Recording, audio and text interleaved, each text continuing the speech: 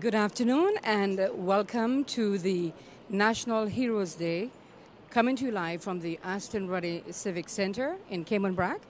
This is a time we as a country reflect on our proud past and celebrate our future, and a day that we recognize the seafarers.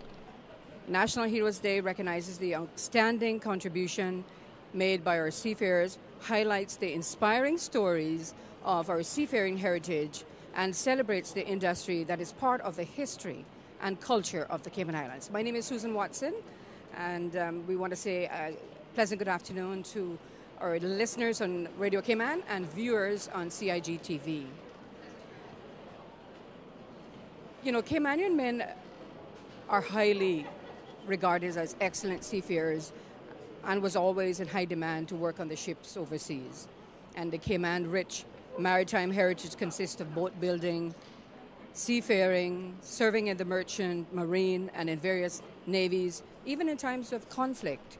And their voyages took them to all over the world. We Caymanians are proud of our seafaring heritage, and quite rightly so.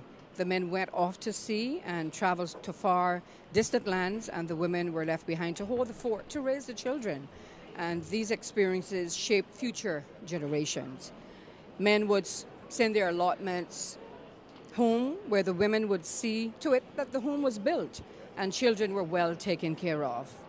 You know, I always love to sit with the island seafarers and listen to their stories of adventures on the high seas and hear about their experiences from ports from all over the world.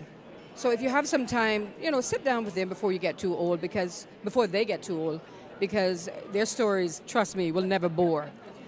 I had some time to sit with Captain Paul Hurlston last year for a few afternoons, and it was such a delightful conversation that we would have about the seafaring days, and you know, some colorful stories as well, but of course we won't be telling those.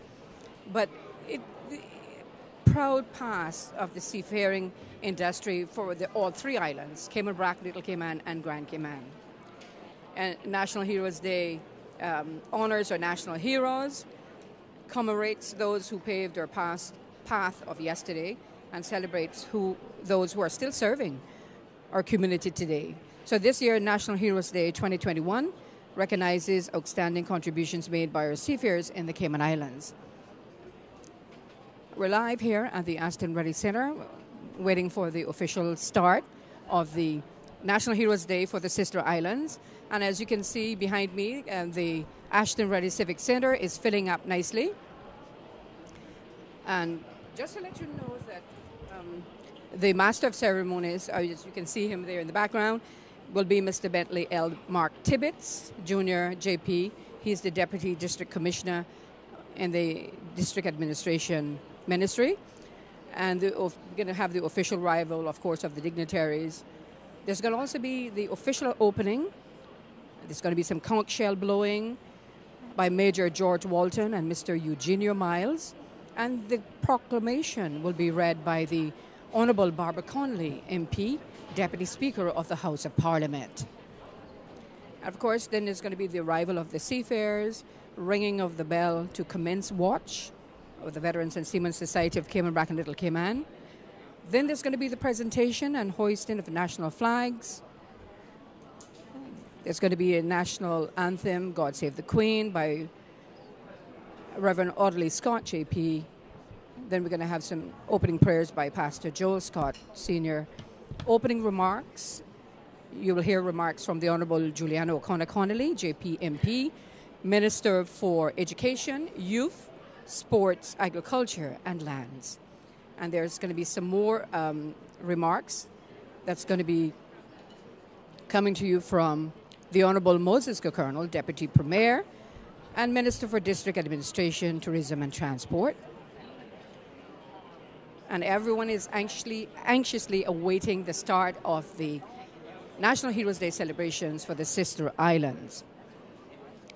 And also we're going to have some remarks from the Acting Chief Officer in the Ministry of Health, Environment, Culture and Housing. That's Miss Nellie Pucci. And she's going to be in place of the Honourable Dwayne Seymour, JP MP, who couldn't be here today. But of course, I know he would love to have been here, but he had other a funeral I believe, to attend with a cultural icon, the late Twyla May Vargas. But I'm sure he would have loved to have been here in Cayman Brac this afternoon. And of course, then we'll hear looking more at the program, we'll hear some keynote address by the Premier, the Honourable Alton McLaughlin, MBEJP MP. And then we'll have a musical tribute, a letter from sea, by the Cayman Cowboy, as he's fondly known, the Mr. Andy Martin. And he's going to be performing Letter from Sea, which is a favorite from long time ago in the 70s of the Caymanian seamen. They loved that song, Letter from Sea, because a lot of times they would be on the ships waiting for a sea from home.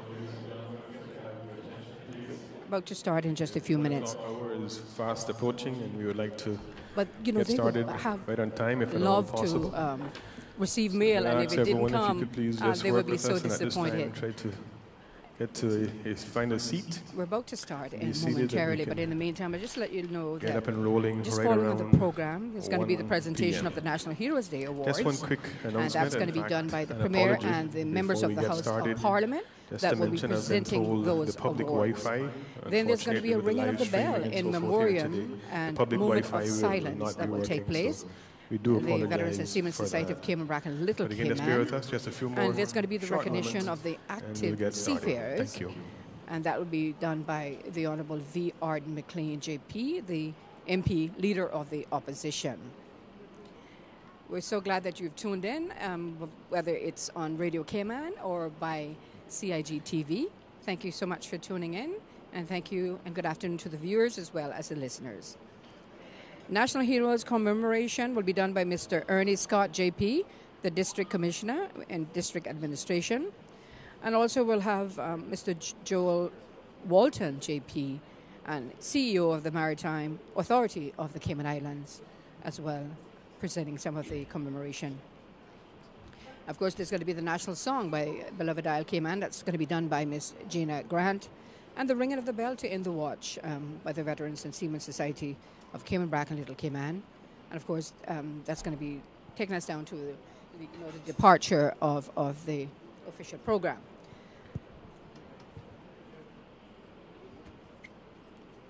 But just to let you know, the seafaring is an integral part of our history, identity, society, economy, and development of the Cayman Islands.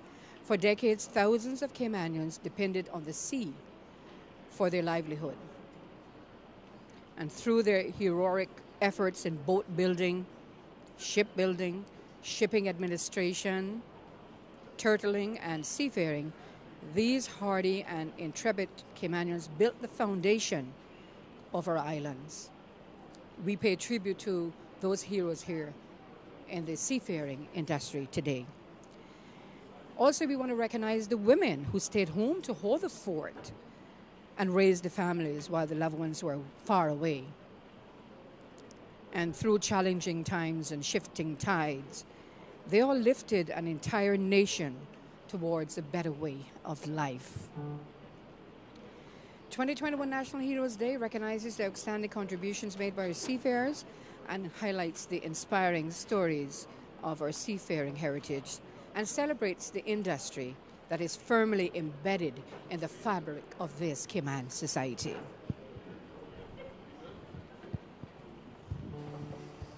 And we're just awaiting the official start of the National Heroes Day celebration here in the Sister Islands. We're broadcasting live from the Aston Rutty Civic Center. Distinguished guests, ladies and gentlemen, boys and girls, good afternoon, and welcome to the 2021 National Heroes Day celebrations here in the Sister Islands. In fact, the first to be held here in Cayman Brac. My name is Mark Tibbetts, Deputy District Commissioner, and it's my pleasure to be your Master of Ceremonies for today's proceedings. This year, we especially honor our seafarers. On this National Heroes Day, we will celebrate all things Cayman through song, historical artifacts, and the men and women whose contributions have been pivotal to the development of these islands and the betterment of our people. Ladies and gentlemen, at this time, I'm happy to announce the arrival of our platform party. First, we have Ms. Nellie Pucci, Acting Chief Officer in the Ministry of Health, Environment, Culture, and Housing.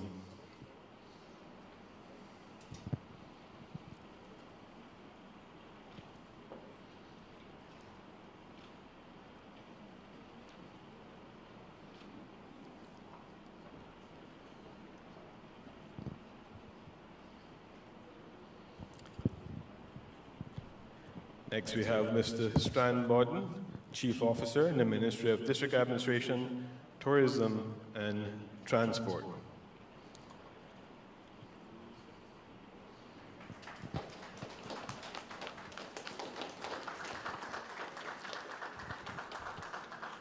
We have our District Commissioner, Mr. Ernie Scott.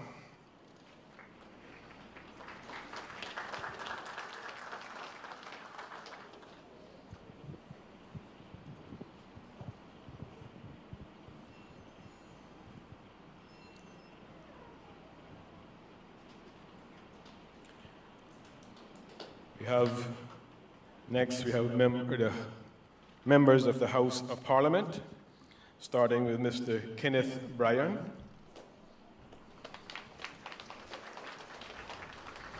Mr. Bryan is representing the electoral district of Georgetown Central.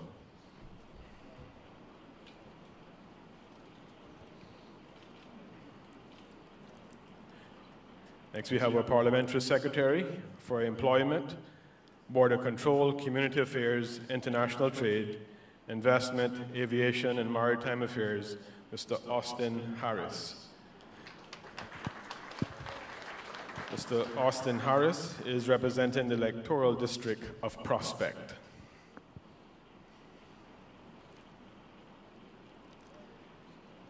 Next, we have the Parliamentary Secretary for Tourism, Transport, and Sports, Mr. David White. Mr. White is representing the electoral district of Georgetown West.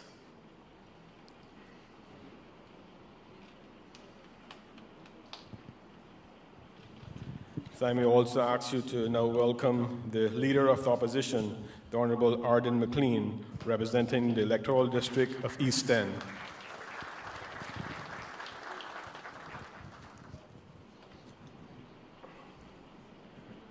We also have joining with us this afternoon the Honourable Acting Deputy Governor for the Cayman Islands, Mr. Eric Bush.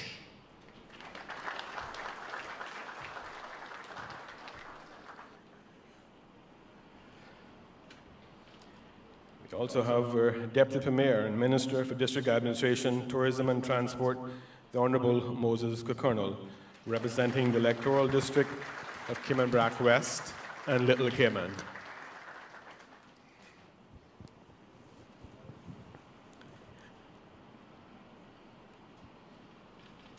Next, we have a Minister for Education, Youth, Sports, Agriculture, and Lands, the Honourable Ms. Juliana O'Connor Conley, representing the electoral district of Cayman Brac East.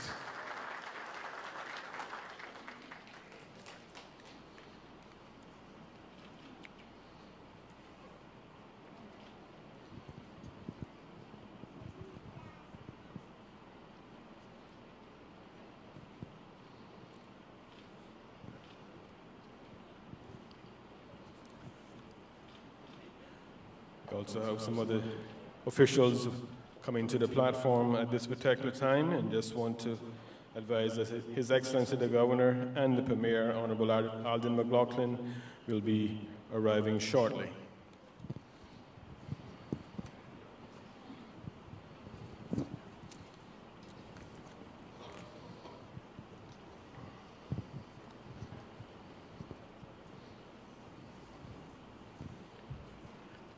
This time, and it's actually just to those on the platform party, you may be seated at this time, and everyone could just please remain seated for the arrival of the color party here this afternoon.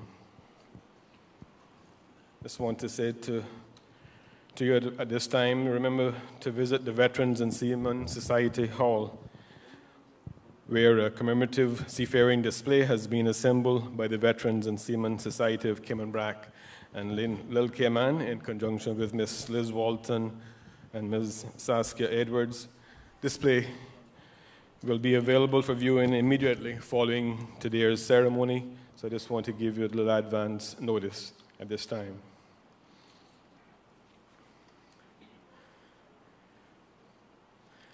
Ladies and gentlemen, the Cayman Islands government has designated 2021 as the year of celebrating our seafaring heritage with a year-long calendar of initiatives focused on discovering the Cayman Islands seafaring heritage. Just want to also make you be aware that today our celebration is being aired live on Cayman Islands Government TV, channel on Logic, Flow, and C3 networks, streaming live on CIG TV YouTube channel, as well as live on Radio Cayman. So we welcome those who are joining us here this afternoon via one of those links. And we trust that you will also enjoy today's event. At this time, our color party will be making their entrance. The contingent color party is made up of representatives from a detachment of the Royal Cayman Islands Police Service.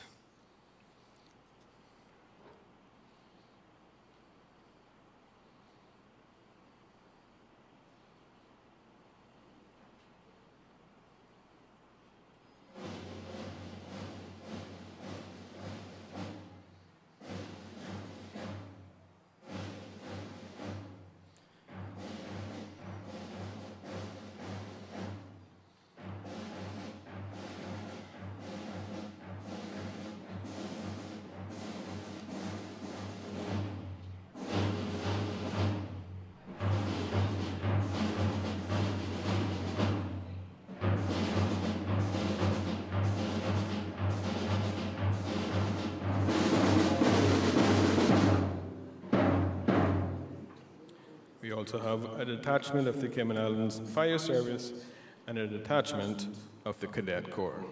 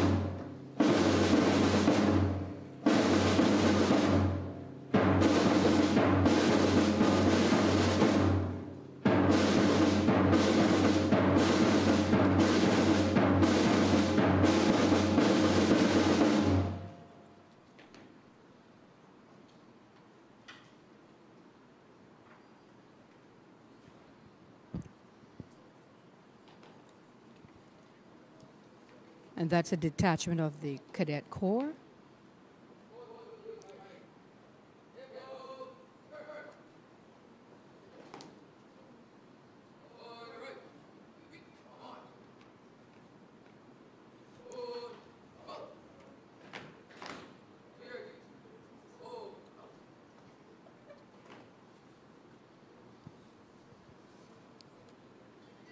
And the Cadet Corps take up their position.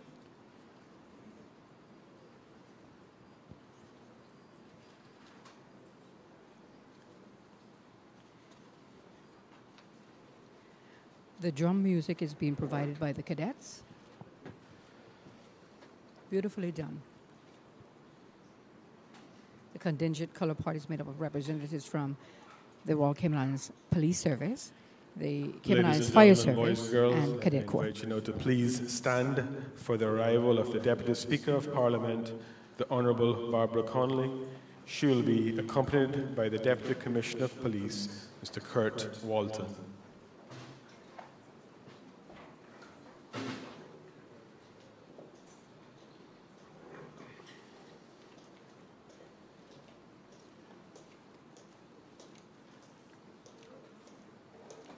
And now I can see the arrival of the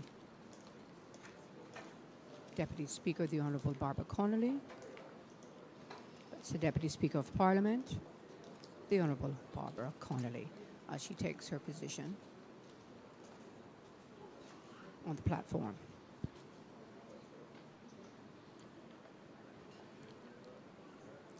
You're listening to live coverage of the National Heroes Day celebration being brought to you live from the Aston Rutty Civic Centre.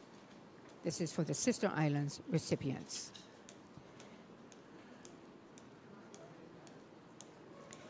And the Aston Rutty Thank Civic you. Centre May be has nicely seated filled up. as we await the arrival of the Honourable Premier.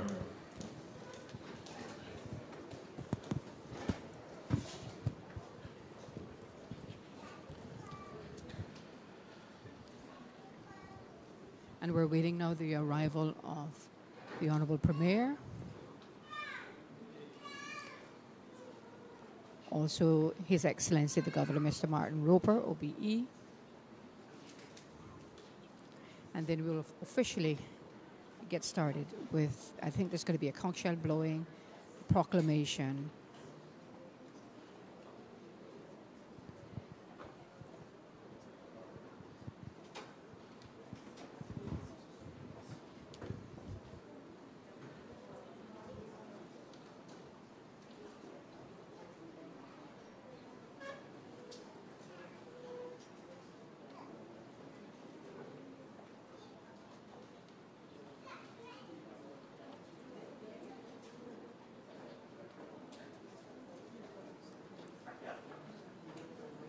As we await the arrival of the Honourable Premier, just want to once again remind you to please, if you have time this afternoon at the end of our ceremony, we invite you to visit the Veterans and Seamen Society just up the street, where there'll be a lovely maritime display there for you.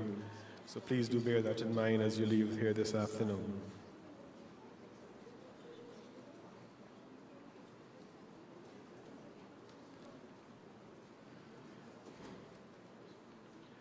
This time, ladies and gentlemen, I invite you now to please stand. I'll rise for the arrival of our Premier, the Honourable Alden McLaughlin. Mr. McLaughlin will be accompanied this afternoon by the Deputy Commissioner of Police and also the aide-de-camp. And now we see the arrival of the Honourable Premier, the Honourable Alden McLaughlin. And he's being accompanied by the Deputy Commissioner of Police, and aide-de-camp will enter as they enter the Aston Rutty Civic Centre.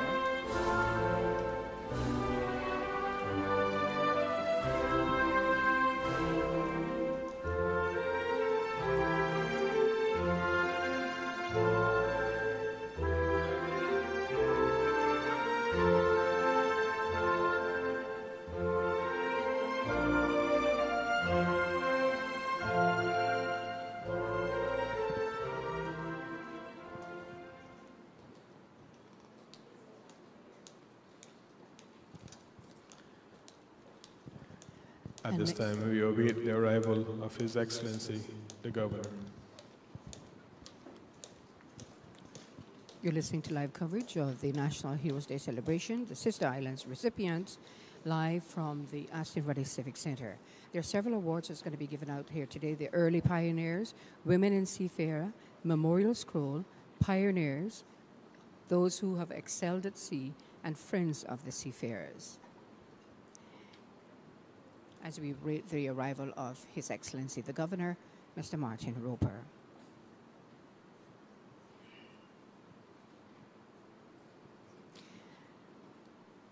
And just to give you a little information as we wait the arrival of His Excellency the Governor, our commemorative insignia, it incorporates significant features to represent the seafaring heritage of the Cayman Islands.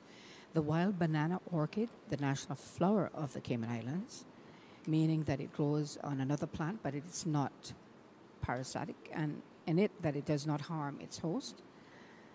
And also the turtle, the catboat, and the anchor down the center of the pen are significant symbols of the Cayman Islands seafaring to make his way into the hall at heritage. this time. We have coming down the center of the aisle his lovely wife, Miss Elizabeth. And we see the arrival now of the wife of His Excellency the Governor as she makes her way to be seated.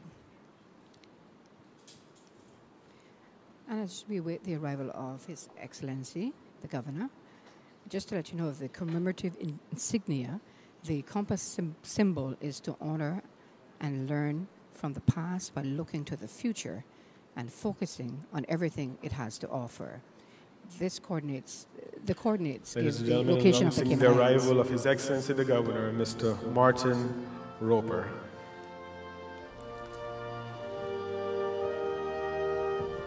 And now we see the arrival of His Excellency the Governor, Mr. His Martin Excellency is Roper. also accompanied this afternoon by the Deputy Commissioner of Police and also his aide-de-camp.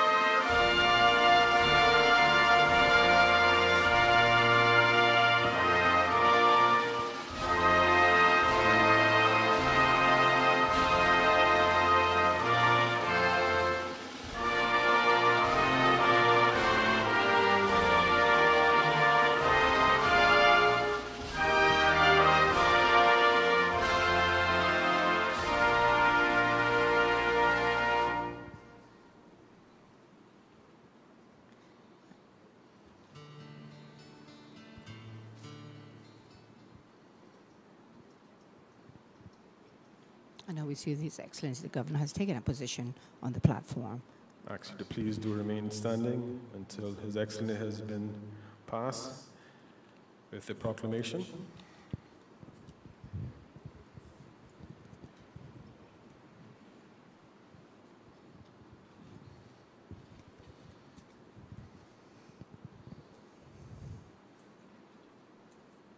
Saying a special good afternoon to our listeners on Radio Cayman, also on CIG TV. At this time, His Excellency will present the proclamation to the Deputy Speaker of Parliament, the Honourable Barbara Conley. Thank you. You may be seated.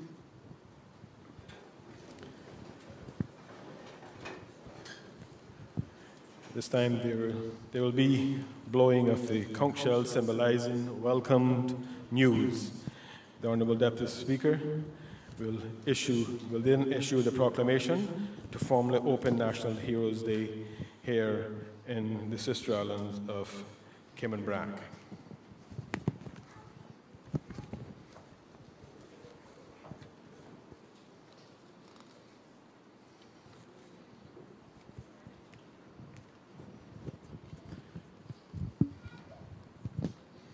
At this time, I invite Ms. Conley to the podium, and as she makes her way here, when she's here, we'll have the blowing of the conch shell, and then she'll actually read the proclamation, and then we'll have the blowing of the conch shell once more. At this time, ladies and gentlemen, the Honourable Deputy Speaker of Parliament, Ms. Barbara Conley.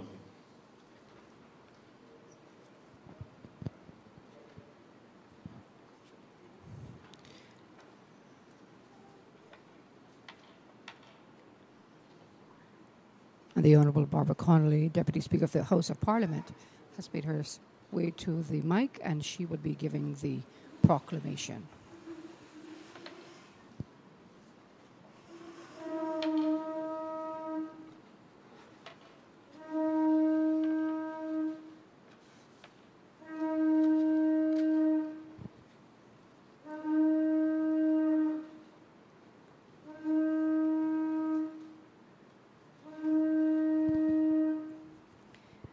Conch shall blow in by Major George Walton and Mr. Eugenio Miles.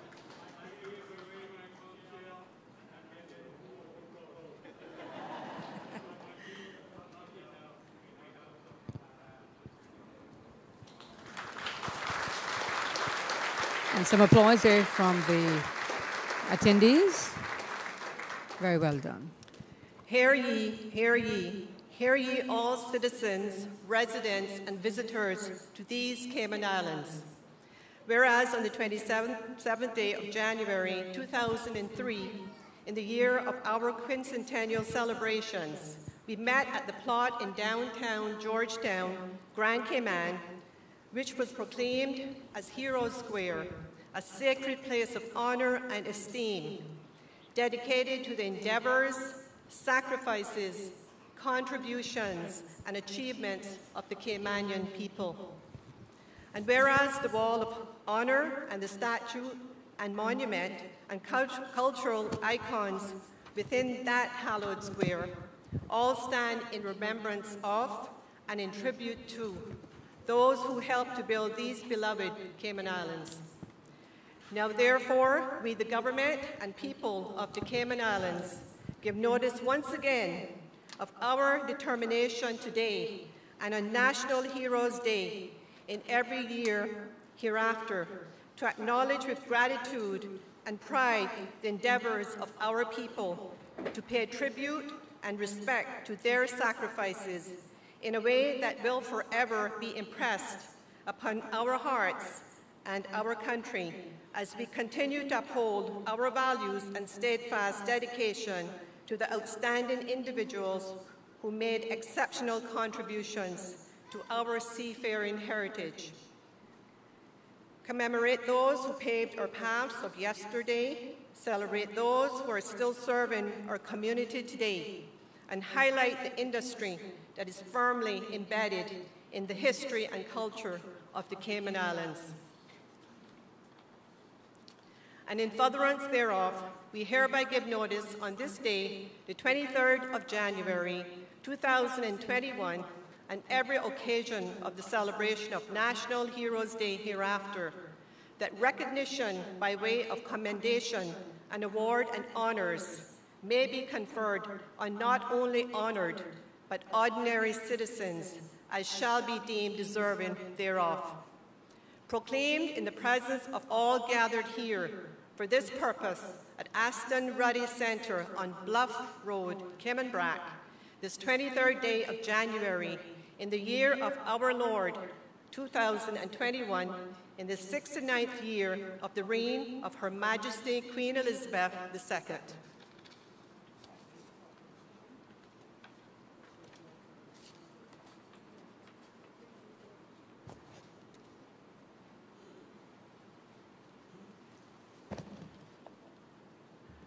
Thank you very much, Honourable Deputy Speaker. At this time, I'm going to invite Mr. Eugenio Miles back to blow the conch shell once more after the reading of the proclamation. Mr. Miles.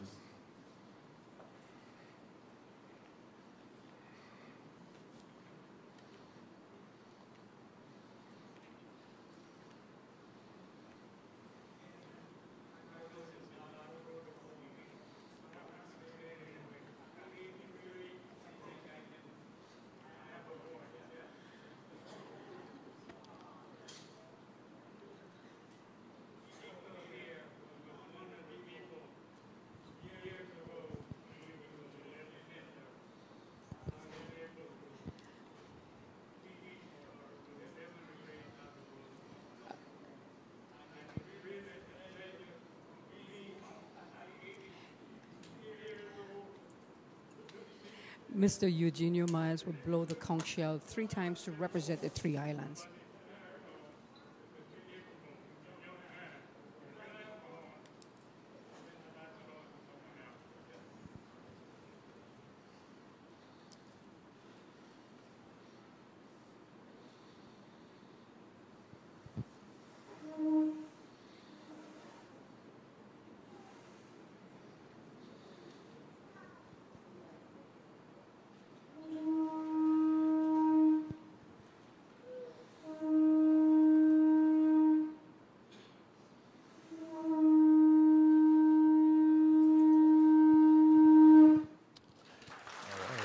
That was conch shell blowing there by Mr. Eugenio Miles. And he was accompanied by Major George Walton. And Mr. Eugenio Miles there. The blowing of the conch shell is a Cayman Islands tradition dating back to when our society was almost exclusively fed by what we caught at sea and grew in our grounds. The pink queen conch was the shell of choice for this nautical instrument.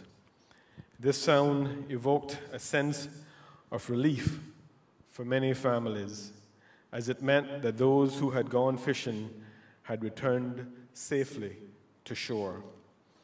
Conch shell blowing was done primarily by men, but some local women were very proficient in the art as well. What a triumphant start to our day, I would have to say. Please join me in another hand of applause for Major Walton and Mr. Eugenio Miles.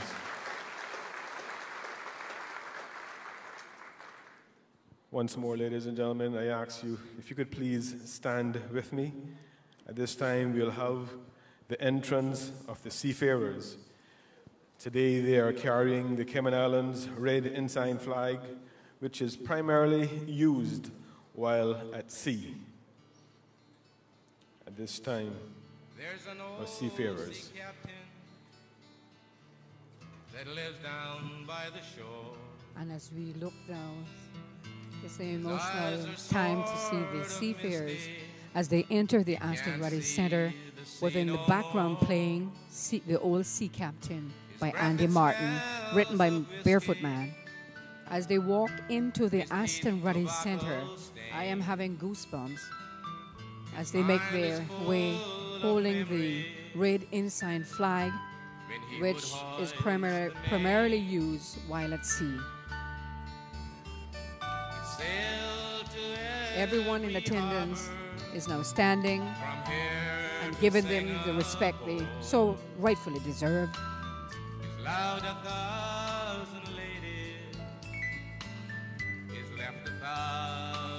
You know, the affinity with country music.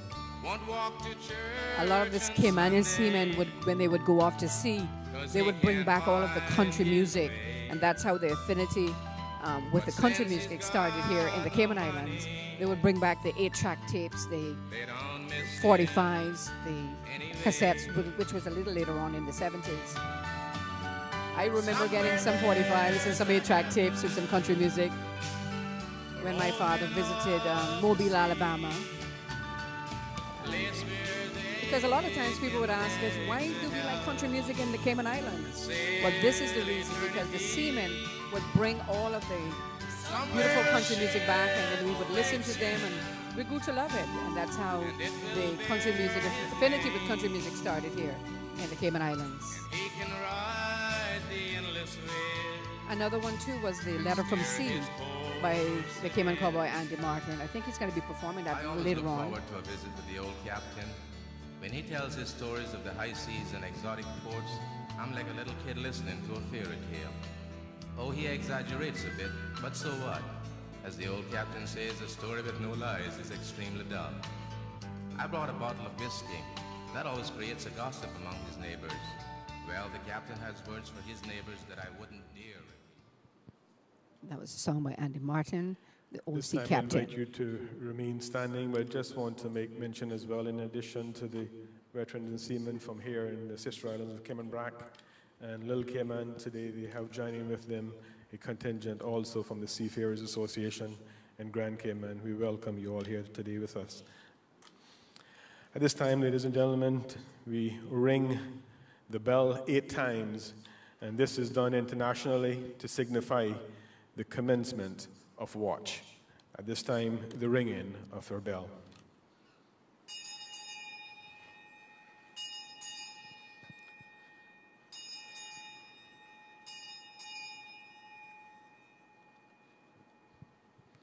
I invite you to please remain standing at attention for the national anthem, God Save the Queen, which will be led at this time by Reverend Audley Scott.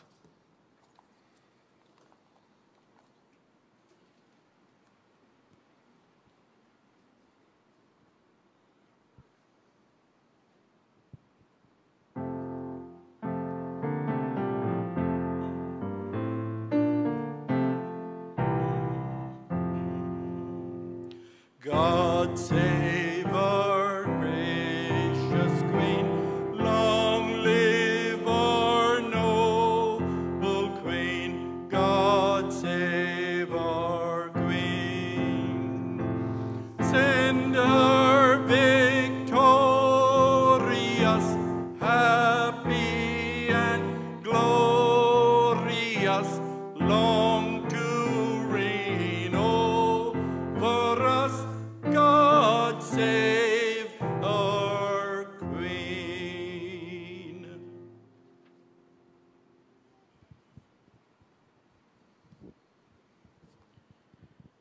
Thank you very much, Reverend Audley.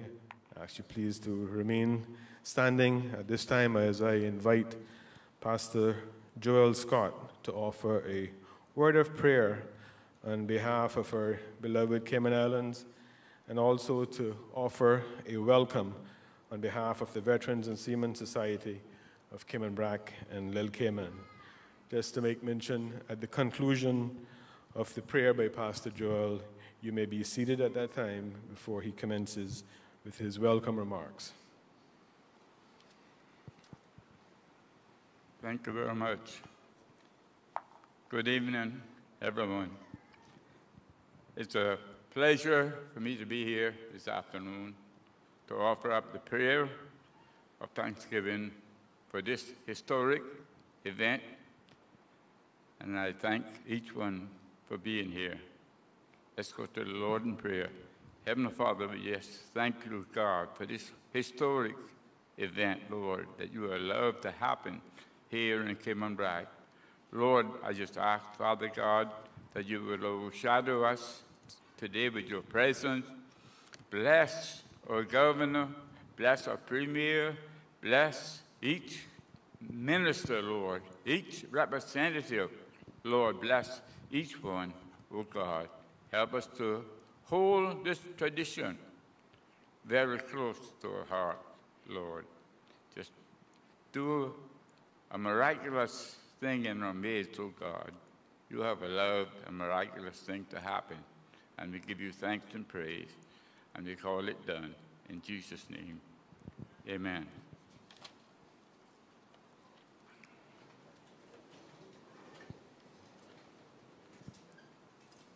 Good afternoon, friends, ladies, and gentlemen.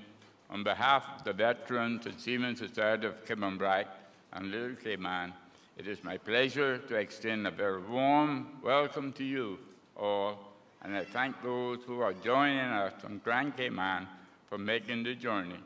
I am honored to be here on this momentous occasion, and I'm delighted that Cayman Brac has been given this opportunity to host our National Heroes Day celebration. Today, we come together in reverence and gratitude to celebrate the brave men and women of our seafaring era. As a former seaman myself, I am particularly proud to recognize those who hail from Cayman Brac. Throughout today's event, we will hear more about our island's seafaring heritage, which I am very much looking forward to and hope you will enjoy. So without any further ado, I thank you all for being here, and I wish you a wonderful National Heroes Day Seafarer celebration. God bless.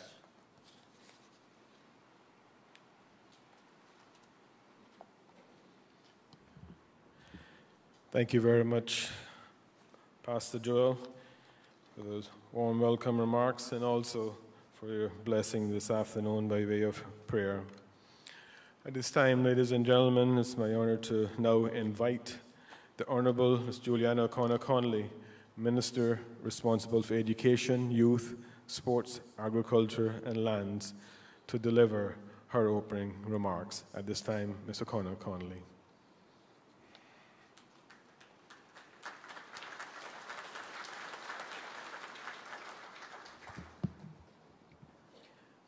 Good afternoon. Protocol already having been properly established with the announcement of the entrance of the dignitaries on the platform, it leaves me to only say how absolutely delighted, in fact touched, to be a participant here on this historic day.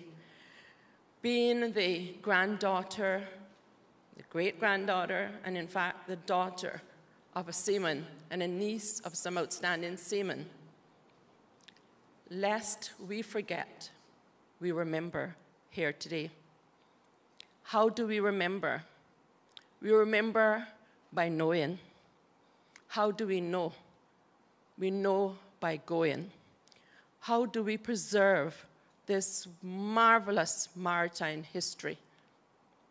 These iron men of wooden ships and the iron women who remain to keep our country going. They were the economists, they were the teachers, they were the pastors, they were the ones who disciplined the children, they're the ones who climbed the bluff before we had an island, asphalt roads, and planted the ground provision. Indeed, it is a privilege to be a beneficiary of a rich maritime heritage. There will be some names that perhaps may not be called today, but lest we forget, we remember, and as united coalition government, and indeed the members of the entire Legislative Assembly, now known as Parliament, thought it important, significant enough to not only have one day, but 3 days, and commencing with Cayman Brac, tomorrow, Bordentown, covering the eastern districts, and then Georgetown and West Bay. But you know, no matter how many days we have, the colossal debt and depth of gratitude that we owe to our seamen, and yes, in the Brac we did have some sea women, Miss Abby Walton, and some younger ones. My sister Jerrine sailed on the Carly as a cook. And then we had Roy Tatum's mother, Magdalene, my Aunt Annalie, who sailed with their husbands to Texas, Miss Pam Eldermeyer, another woman who sailed with the Eldermeyers. And as I sat on the platform and I thought, how do I open the memory of all and sundry here today to take us back down to that glorious time that we as Caymanians, many who did not have that privilege or indeed that opportunity to complete even grade 4 in primary schools. But yet, when an opportunity arose, those men not only worked assiduously, but had that Caymanian DNA deeply, deeply encoded into the deepest fabric of their being and rode the high seas throughout the entire world and made a name for themselves.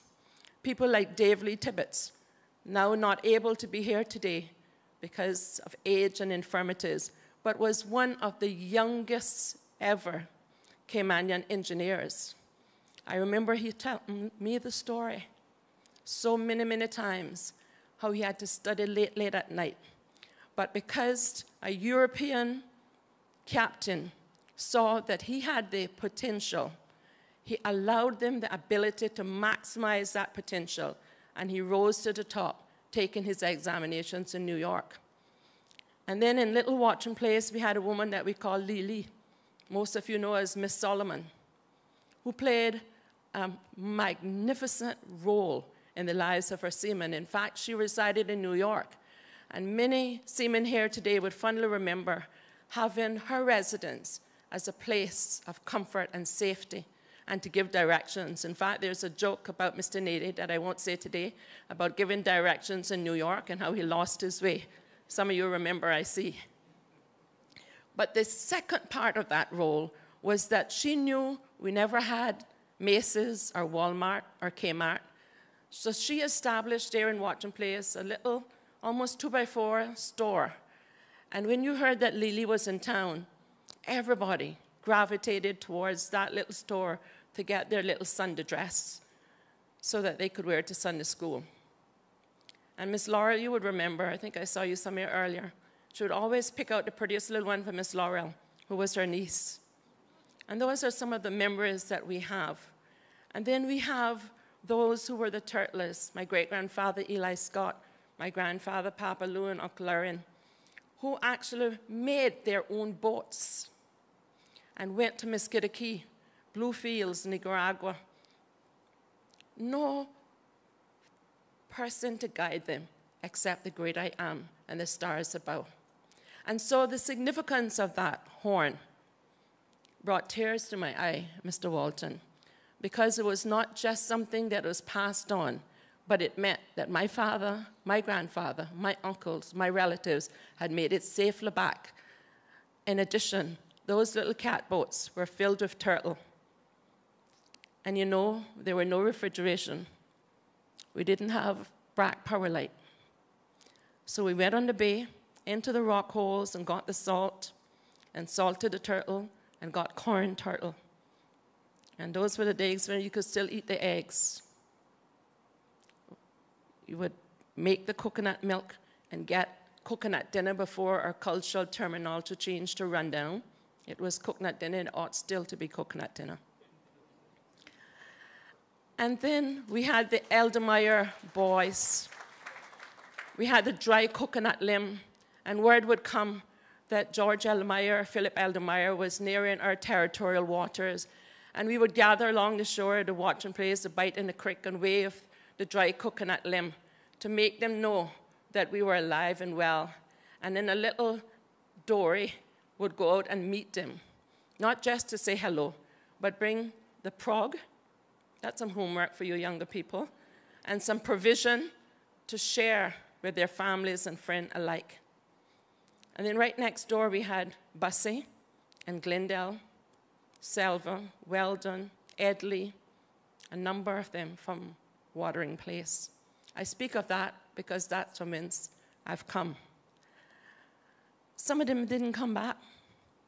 I remember as a little girl, we got the word that Mr. Ron Orion didn't make it because his ship had exploded off the west coast of Africa. And for those who don't remember, that's Sister Ryan, the former leader of government business, Kirk Tippett's aunt. And I remember those were the days when Caymanians still cared. We didn't have taxis, we didn't have cars, but we all walked to Miss Winnie Walton or Abba Walton's house, where I can almost see it now. She lying down in a hammock, and you could hear the screams and the cries before you got to her, because she knew that her husband would not be coming back. And she had one single daughter, Taryn, to raise on her own. That's the heritage that we come from. And we ought to pause and remember, lest we forget. We ought to be in the know. We ought to communicate the know, so that we can not only consecrate it into our mind, but we can dedicate those memories and make sure that it's passed on to the next generation. You see, had it not been for those seamen who sent their allotments, remember that terminology, home, so that we could survive and we could make sure that our children would be better and could go to university. And there are many of us here today, as I look around, are the first in our generation who had that opportunity to get tertiary education. And we grew up with our seamen saying, I want to make sure that you have a better life than I have and a better opportunity. And then we had Elmon Scott, an Iron Man. I was merely 5, 6 years old going to the Creek Primary School. Francine, my cousin, still my lifelong friend, we would stop there on the way. And Elman, known to us as Elman, Fred officially, who will be getting his award in Cayman, he taught me logarithms from that tender age of 5 and 6 that up until today is still not taught until high school. No college education, but he climbed to the ranks of captain. And in fact, when we had finally moved on from that maritime heritage to cruise ships, he was the pilot that docked him up for many, many years for the Bodden family. And that was a proud moment for me as a Cayman Bracker, driving down Harbor Street and knowing that that same gentleman who taught me logarithms was now docking up those ships in Georgetown. And you talk about passing on, Mr. Walton. There came a time that Elman had to retire, but another Cayman Bracker filled his big shoes, Mr. Banks. Sitting up there are several Banks, but the sea captain hat that he wears proudly, not only today, but often. For many years, he did the same. Not one accident, no opportunity for tertiary education. But you see, when you give Caymanians, and I say this without apology, an opportunity, you never know what is going to happen. We had the hills, the Brac Hills, the Harry Hills, the Hurlston. I see Miss Leela's husband, Alvar, sitting in the back there, Mr. Vernon. So many. So lest we forget, and lest your name somehow does not get called today, do not feel diminished in any way whatsoever, but rest assured that the government has set aside this entire year to celebrate seamen, and there will be district days. You will have your time and opportunity. And I'll close my opening memories and tantalizing stories with these two. My father, the late Charles Clemens Connor. Name perhaps will be called on those district days.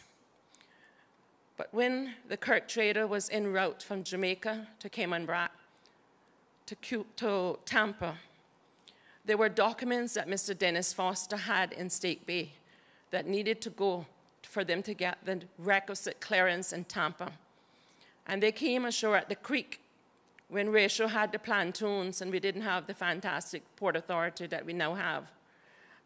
There was inclement weather as they came around the Northeast Bay Point. The crowds gathered. The tension began to escalate, and persons wondered how they would get the document. And then someone shouted, "Somebody's jumped overboard." And every now and again, you could see a little round head, if you remember him, bobbing up and down in the waves. And eventually he got ashore at the creek. And we discovered that he had taken the documents that needed to be signed by Dennis Foster, the district commissioner, wrapped it around his torso, his abdomen, his waist, with plastic, and tied it. Got Mr. Dennis to sign it at the landing place, we used to call it, and swam back into those tumultuous waves to get it. And we could wave the coconut palms after we heard the conch shell, and they were on their way to Tampa. That is just but one example. And then we had Uncle Arnold Jervis, a veteran. Most of you would remember by Arnold. He was torpedoed off Little Cayman, out to sea for 12 days. There were 3 of them. He alone made it to shores. The other 2 were taken by sharks.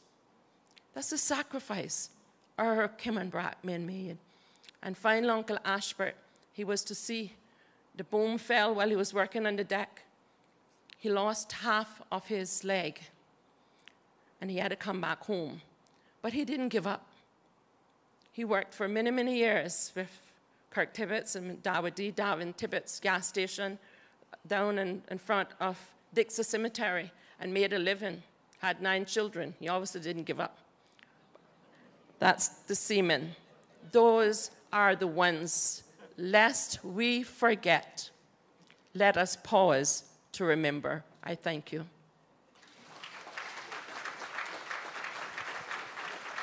That was the Minister, the Honourable Juliana O'Connor Connolly, with a very beautiful speech.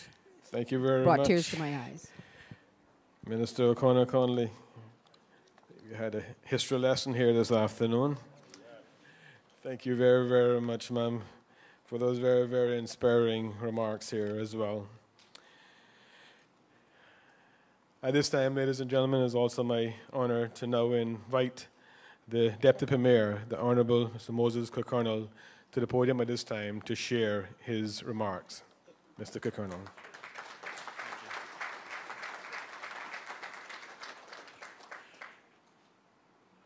Thank you very much, Mark. With protocol already being established, it's just left for me to say a very pleasant good afternoon to everybody. There's no stage in the world more dramatic than the sea. It is a stage that extends beyond the reams of imagination and has stories to tell by the thousands.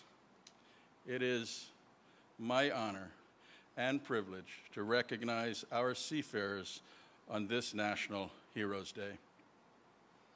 On this most special day, we proudly pay tribute to the courageous men and women who form the backbone of our maritime heritage.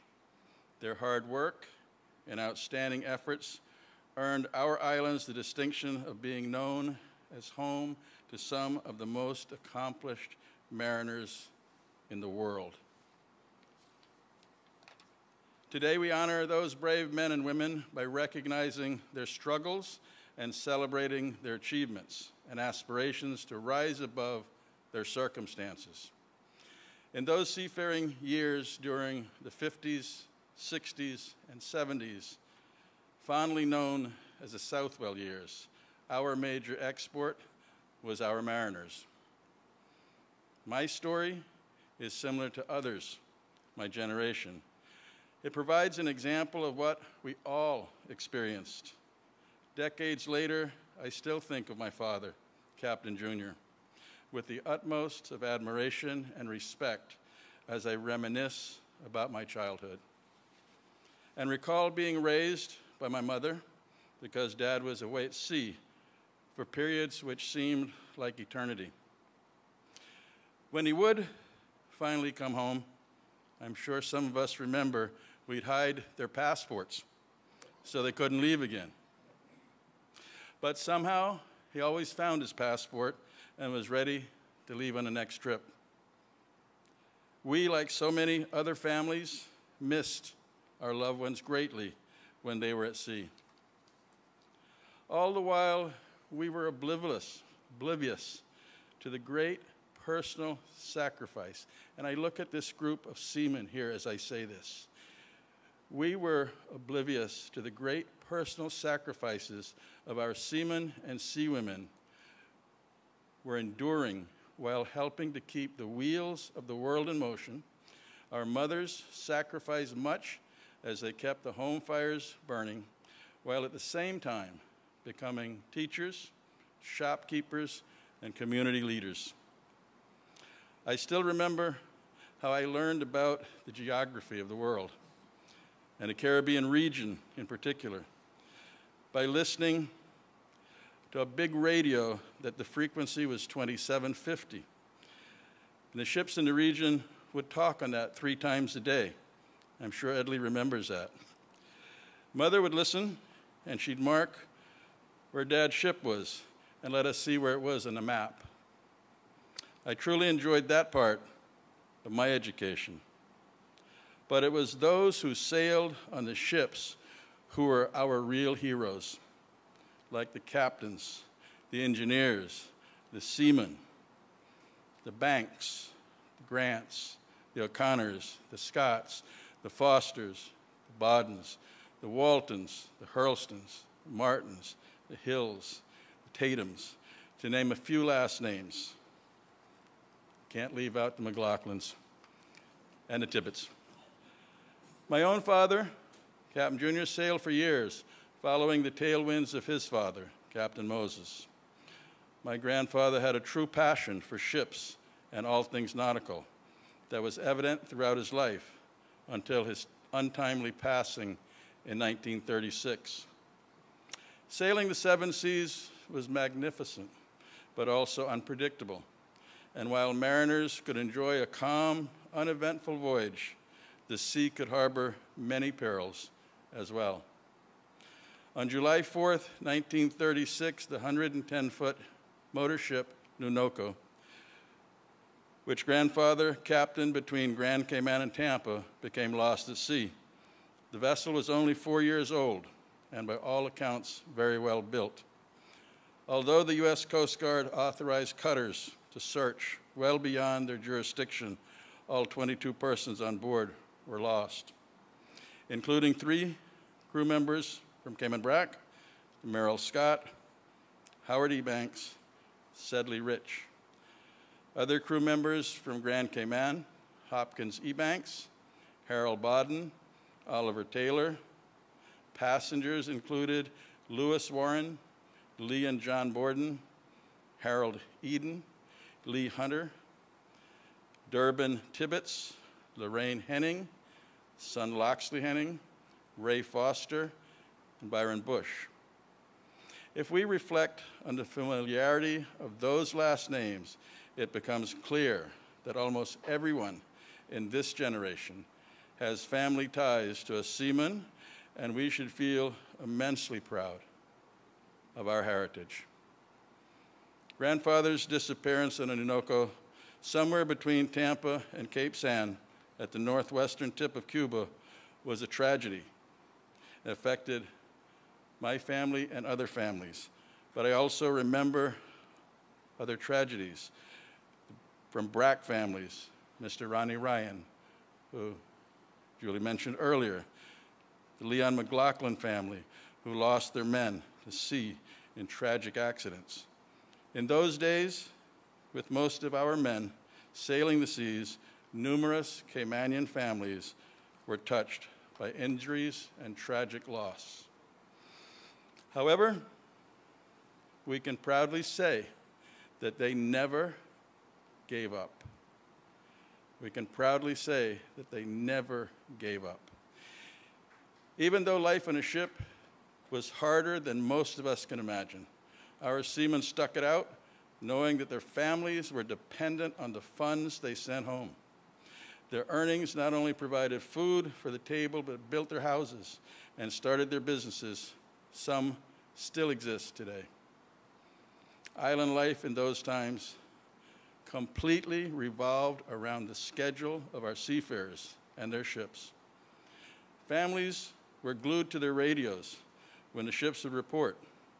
Couples wrote and waited for letters. Wives flew to meet husbands when they disembarked at a nearby port. Even the newspaper filled its pages with departures and arrivals. The Cayman Brac reporter on January 19th, 1967, reported that Mrs. Magdalene Tatum was arriving Cayman Brac after visiting her husband, Arlen Tatum, the captain of the Artemis in Kingston, Jamaica. The Artemis was owned by Captain Ashton Reed. Sorry, Billy. Caymanian seafarers were highly sought after by the largest shipping companies of the day to serve as captains, engineers, and crew for their vessels which delivered cargo to and from every corner of the globe. This generation of seafarers learned about the world geography and world events firsthand. They experienced life in other countries, but they were always eager and thankful to come home to their beloved islands. Close to 1,000 Caymanians were employed by national bulk carriers between 1950 and 1970. More than 50 of them obtained master's or chief engineer's certificates. During this time, the government's annual reports noted that seamen remittances were the mainstay of the economy, helping to lay a strong foundation for this country's future. As well as being expert mariners, our forefathers were all recognized as master shipbuilders, constructing vessels such as the Simboco, the Lady Slater, the Goldfield, right on our shores. I still recall watching the tribulations of Captain Keith building the trial in Water in Place. As recorded in the Tradewinds newspaper, Captain Keith Tibbets began building the trial in 1966. On the day the launch, a bright Tuesday morning, January 3rd, 1967, all of Cayman Brac literally shut down. We came to Water in Place to watch as Captain Tibbets and team used ropes and logs to get the trial into the water. The trial was 56 feet long, 16 feet wide, and was the last boat built here on Cayman Brac.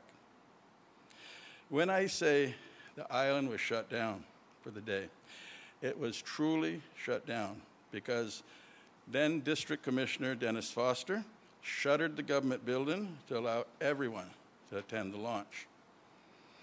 I'm sure if you ask Wanda or her son Nat, they will fondly speak of the festival atmosphere of the day with Eddie and the Beach Boys playing music, everybody cooking food, plenty of friends in attendance, and we all watched an event of how a ship being launched was done in the old-fashioned way.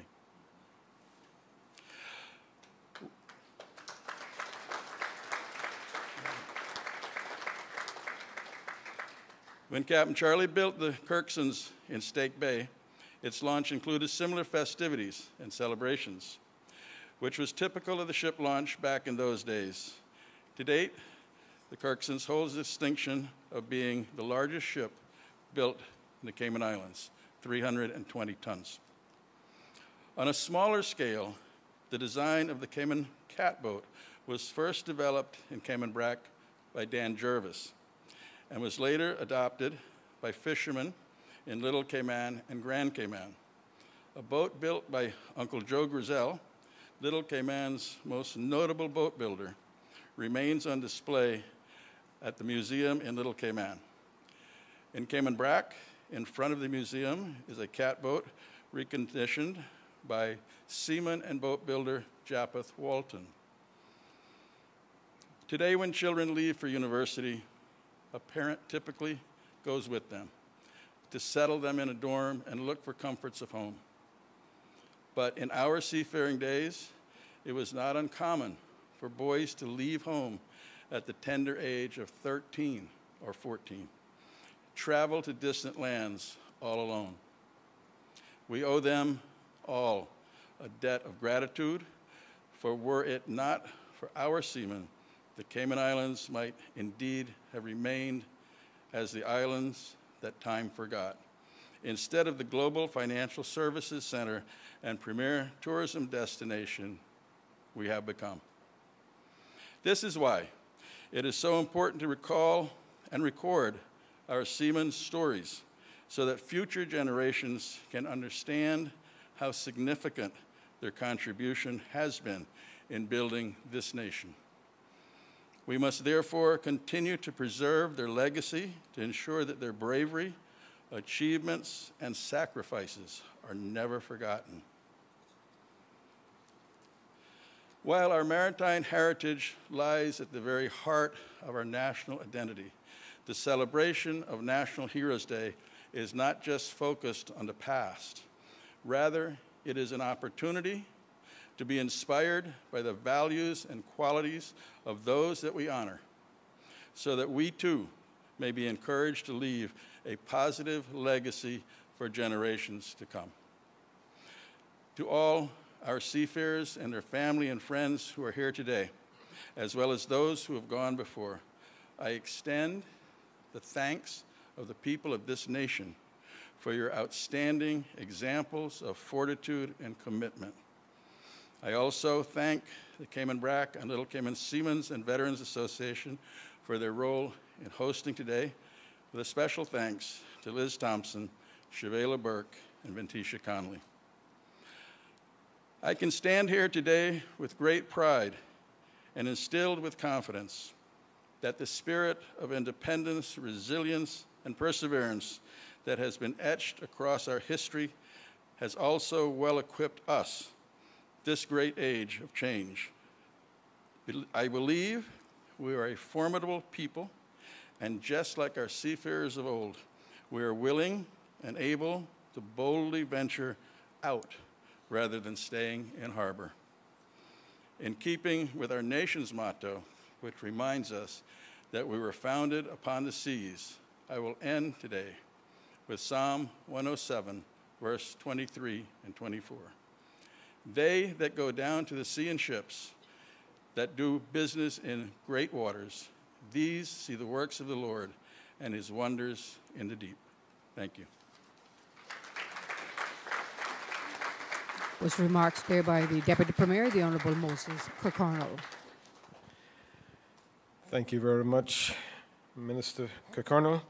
There you had Maritime History Lesson number 2 for today, ladies and gentlemen. Thank you very much, Mr. Kirkconnell, again, for those very inspiring remarks as well. At this time, ladies and gentlemen, it's now my honor and privilege as well to invite the Acting Chief Officer in the Ministry of Health, Environment, Culture, and Housing, Ms. Nellie Pucci. She's going to be coming forward to deliver remarks on behalf of Minister Seymour. Please do make her welcome, Ms. Pucci.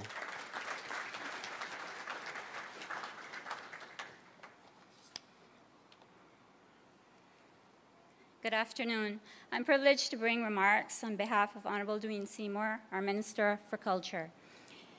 Minister sends his sincere apologies. As many of you are aware, one of Cayman's cultural icons, renowned storyteller, and a pillar in the Boddentown community, Ms. Twyla Mae Vargas, sadly passed away last Sunday, and her funeral has been scheduled for this afternoon.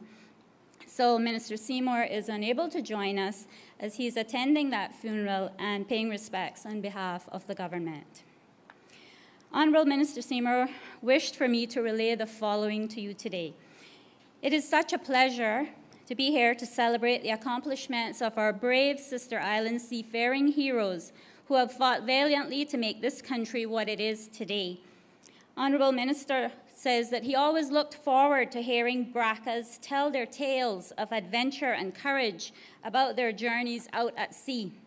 For not only are we surrounded by skilled sailors here today, but truly some of the best storytellers in the world are right here amongst us.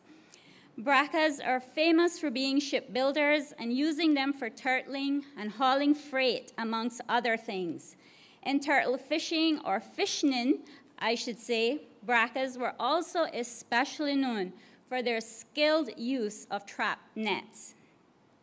It has been Minister Seymour's privilege to serve as the Minister of Culture over these past 3.5 years, and he is especially humbled to be Culture Minister right now as we recognize and honor on this Heroes' Day our seafarers, both those who are still with us and those who have gone before. We thank God that as the pandemic still rages all around us, we have been blessed to safely come together to celebrate your acts of valor and heroism in one or more of the many aspects of seafaring. As Caymanians, we had to depend on the sea as a necessity, so our history and culture are firmly tethered to the sea. We can but imagine a time when these waters were filled with gorgeous, locally built sailing vessels coming and going. This artisan skill of building schooners, catboats, and other vessels were also applied to our architecture, which can still be seen in some buildings to this day. For a long period of our history, seafaring provided Caymanians with a way to make a living, and in so doing so, also helped to advance and grow our small country. By venturing to other lands, whether throughout the Caribbean, South and Central America, the USA, or the countries on the other side of the globe, our seafarers also expanded their own horizons. Many of you started careers as ordinary seamen, and by the time you retired, you were master mariners who captained large ships, chief engineers, bosuns, and yes, in many ways, that most important of all position, chief cook. Your journeys must go down in history. For the rest of us, we can appreciate that seafaring is not a life for the faint-hearted. For all that the sea provides, a life at sea also poses infinite dangers. Yet, despite these dangers, all of you kept your sights on the opportunities that life at sea provided for your families and for the love of country. It is this courage, sacrifice, and hard work that has helped build our country and the lives we enjoy today. It takes brave men and women like you to take up such a noble and often dangerous calling. We Caymanians are so very proud of our seafaring heritage, as we should be. There are so many great qualities born out of our seafaring struggles and achievements.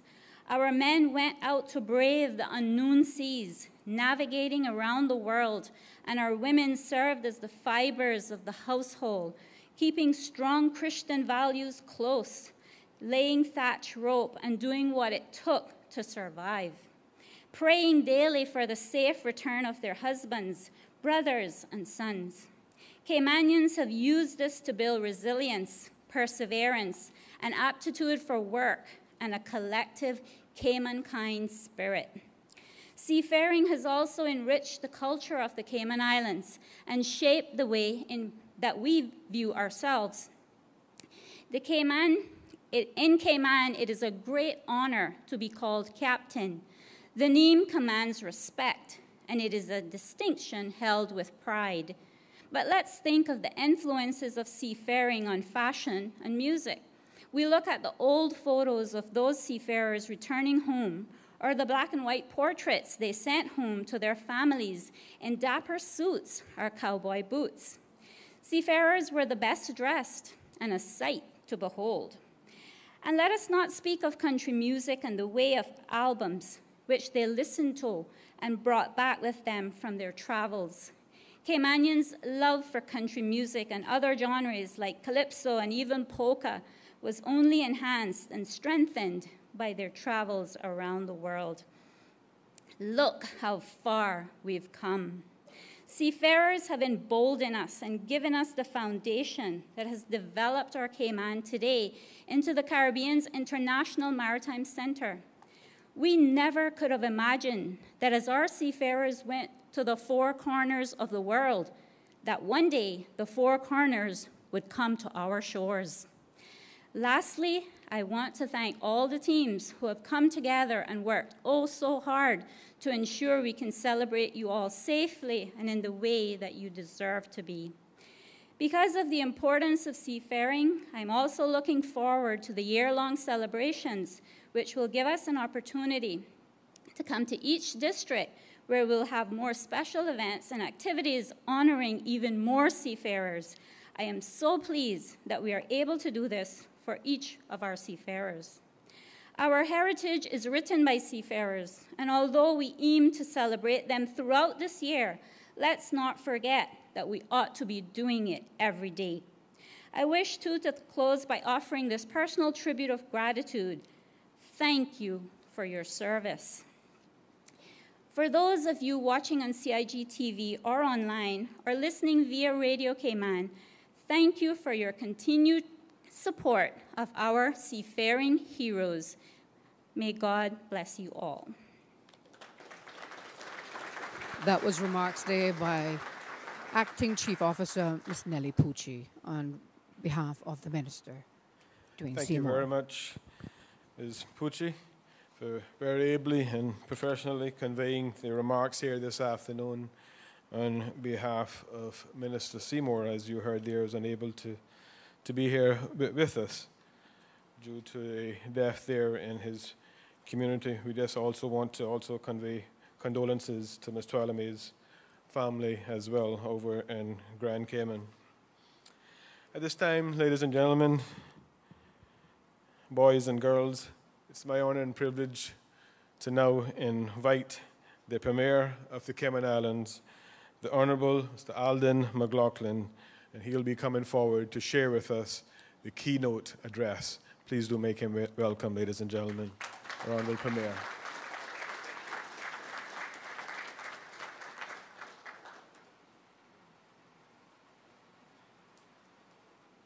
Thank you, Mr. Master of Ceremonies, Your Excellency, my colleagues in the Cabinet and the Parliament,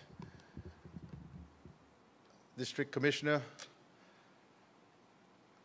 distinguished guests, boys and girls, ladies and gentlemen, and most importantly, seafarers, good afternoon.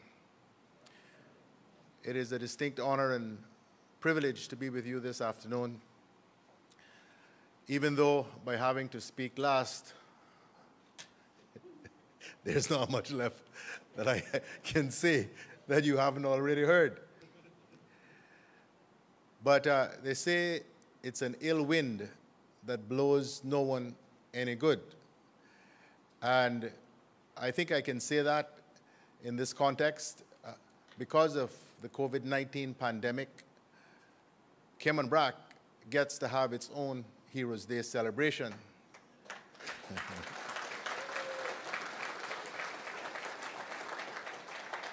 And I'm especially pleased about that as I myself celebrate my last Heroes weekend, in this case, Heroes celebration as Premier.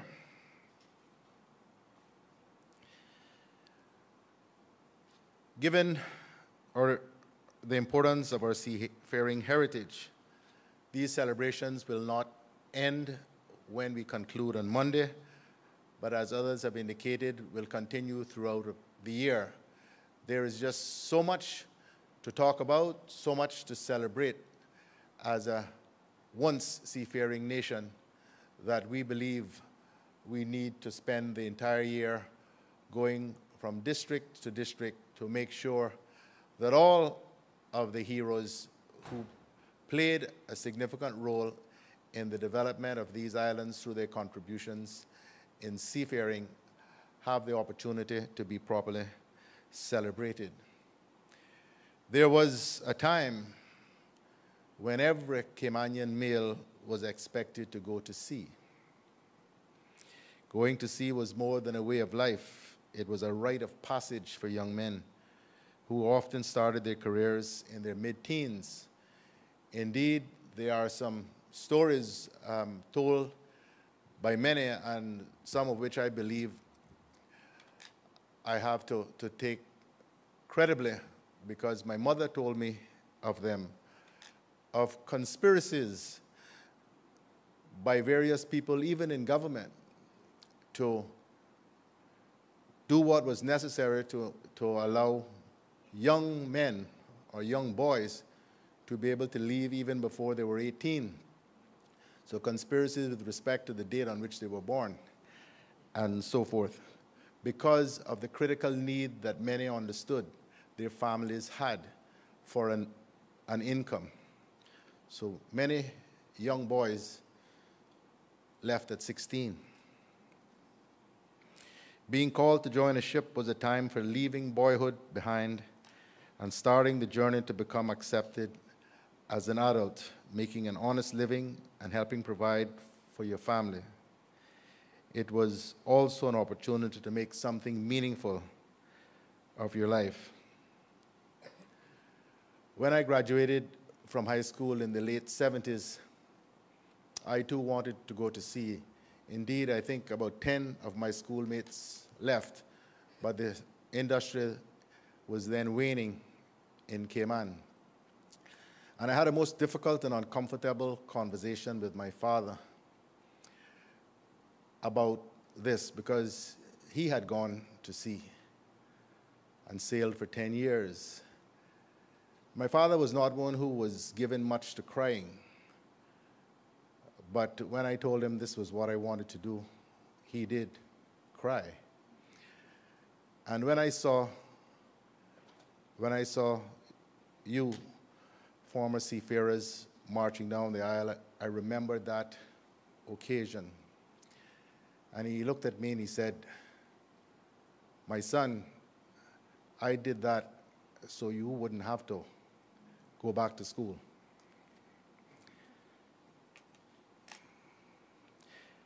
Really, from the earliest settlement of these islands, Caymanians from all three of them looked to the sea for a livelihood and sustenance as well as enjoyment.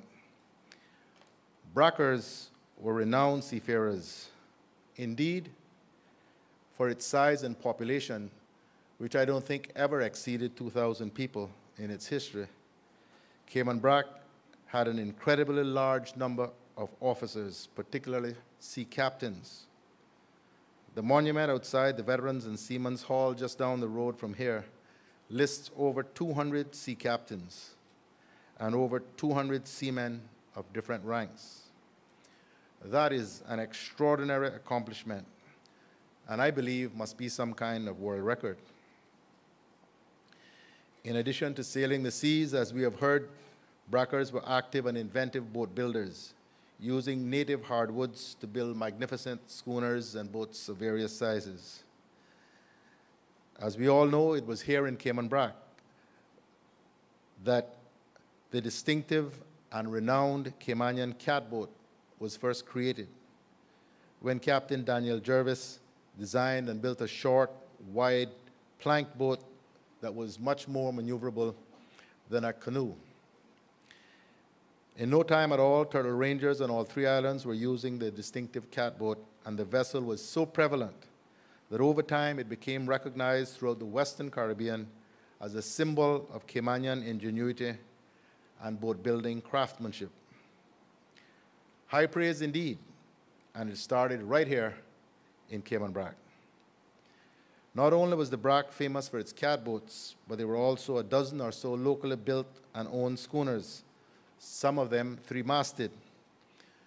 Others who have spoken before me this afternoon have mentioned some of them. And of course, as the sloops, schooners, and ships were built, they had to be launched.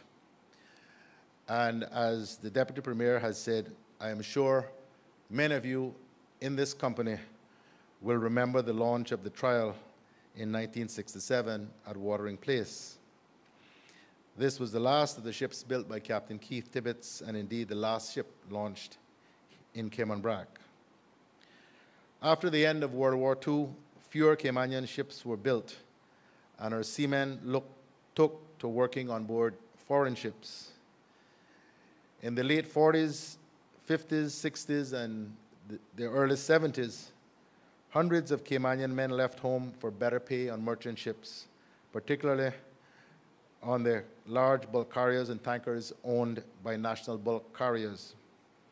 The increased income earned on these vessels not only supported the needs of families at home, but also greatly improved their lives, and in so doing, boosted the development of Cayman Brac as a whole. Of course, our seamen will also have seen their fair share of storms and challenges while at sea, and the Honourable Juliana O'Connor Connolly, as well as the Deputy Premier, have spoken about some of those tragedies. So we, as a people, have known the heartbreak caused when a ship is lost at sea and loved ones do not return. One of those lost at sea was Talbot Smith Tatum, whose ship, the SS Tunisia, was destroyed by a German bomber in World War II off the coast of Ireland in 1941. His name, alongside many others, is engraved on the Tower Hill Merchant Seamen's Memorial in London. I've been there and I've seen it, as well as the names of a significant number of other Caymanians. His name, alongside many others, oh, I've just said that, he is being remembered here today with a memorial scroll. Talbot's sons, Cardell, Don, and Arlen, all went on to become seafarers with their own distinguished careers. As hard and dangerous as going to sea could be, it did provide tremendous opportunities that were not available at home at the time. but many of our seafarers long to work closer to home and their families. I was a teenager in 1977 when Cayman Energy Limited began its ship-to-ship oil transfer operations in the waters around Cayman Brac and Little Cayman. This was a godsend to Brackers then, as good-paying jobs that required seamanship skills were available right here on the Brac. And it also allowed the government to earn much-needed revenue from the transshipment royalty, while Cayman Brac as a whole benefited through greater employment and the money spent on shore by crews of visiting ships. And so seamen like Captain Harold Banks came to work for Cayman Energy, serving as the company's chief mooring master and manager. He did eventually ship out overseas, but in his later years, he has worked as chief pilot for Borden Shipping, guiding huge cruise ships safely into Georgetown Harbor. And we are delighted that he can be with us this afternoon. Captain Radley Scott also worked with Cayman Energy, and today he is still plying the waters, working out of the United States. Captain Radley is the oldest and only captain from the Brac still at sea. Our youngest active seafarer is Gentry Tatum, who is sailing on articulated tug barges in the United States. Though we no longer have hundreds of seafarers still active at sea, the Cayman Islands still plays an important role globally on the maritime stage with our Cayman Islands Shipping Registry, which provides flag state services to ship owners and their vessels. The registry was started in 1903, and from its records, we can learn a great deal about the history and tradition of the Cayman Islands seafaring and maritime past, including vessels built in the Brac. These include the early schooners such as the Explicit, built and owned by Joseph Taylor Rich of Cayman Brac in 1916, and the Armistice, built in 1918, and others that were involved in the turtle trade alongside thatch rope, two of our first real means of international commerce. Turtles and thatch rope were for many years our chief exports. Those boats, alongside the names of the Nanoka, Simboko, Lady Slater, the Arbutus, the Clara C. Scott, and many others found in our shipping register, remind us not only of the incredible number of boats built in our islands, but also how significant they were to our commerce, including the vital link for transporting people and freight between our three islands, Jamaica, Central and South America, and Florida, as well as other parts of the southern United States.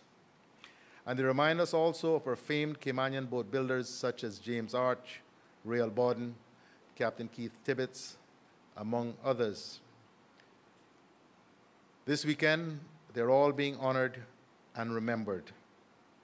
It is vital that we do remember and honor the history of our great ships and shipbuilders, as well as our brave seafarers.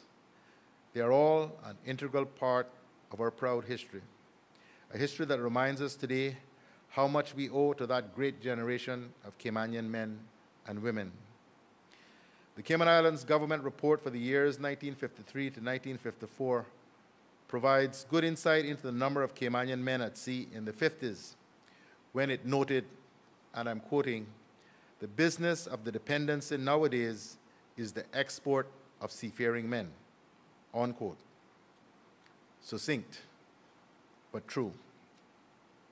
So important was the economic activity created by our seafarers and the remittances they sent home that our first commercial bank, Barclays Bank, started operations here. As our economy grew and as tourism and the development sectors were beginning, our seafarers were able to use the skills learned aboard ship to get work at home or to start businesses, and so the need to go to sea for a living dwindled. Seafaring that had served as the backbone of the Cayman economy well into the 20th century increasingly became unattractive as a way of life. It was a tough and dangerous job that left fathers separated from their families for many months and at times for years. I know my father's first voyage he was gone 3 years.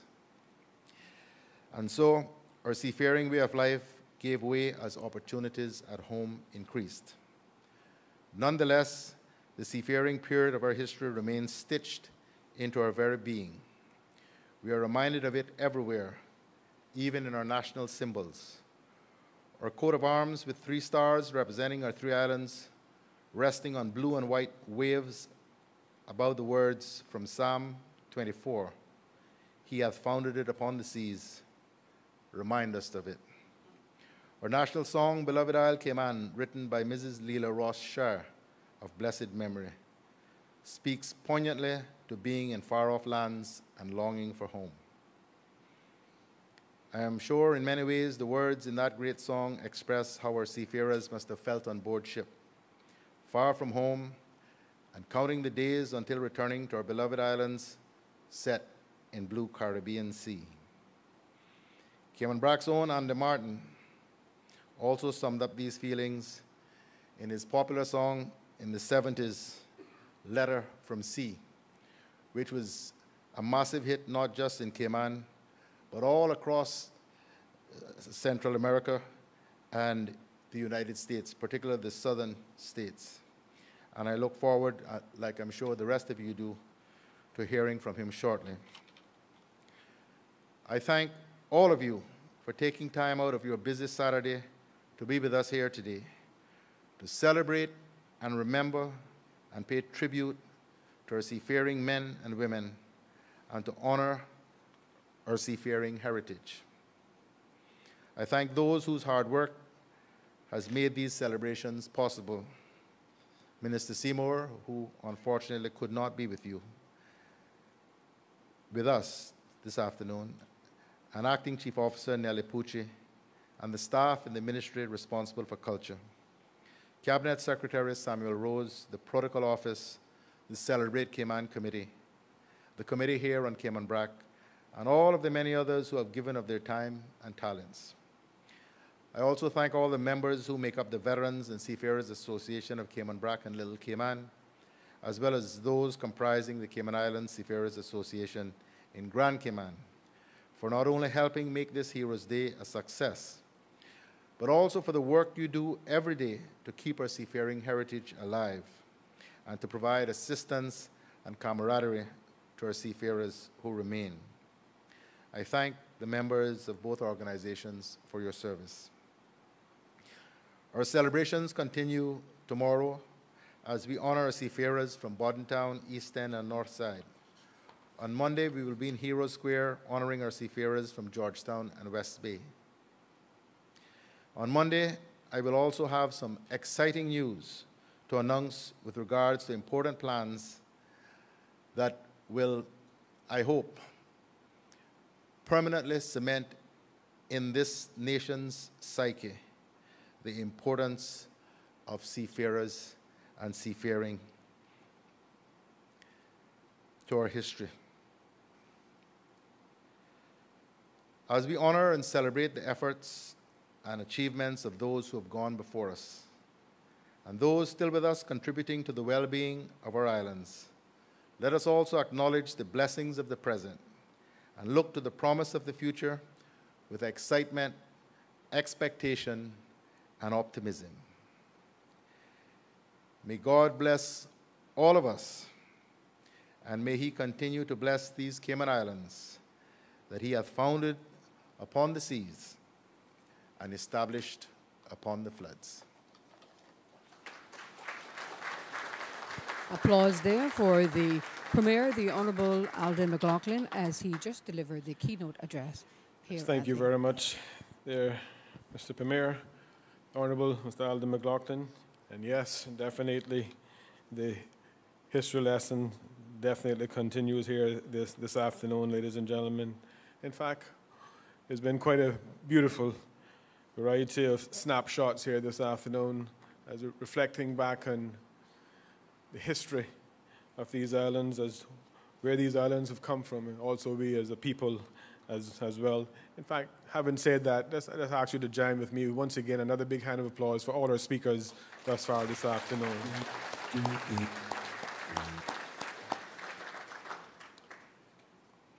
Also, Mr. Premier, you made mention, special mention of the opportunity that we had here for the Sister Islands, in particular Cayman Brac, to host Heroes Day event here for the first time this year, 2021. And we just wanted to take the opportunity as well to thank you and the government as well for the opportunity.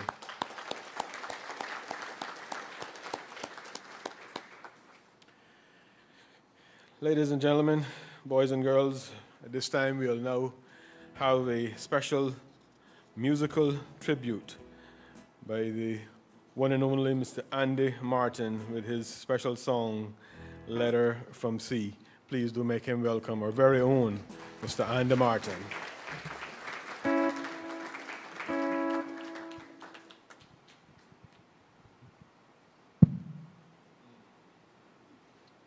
I'm getting old.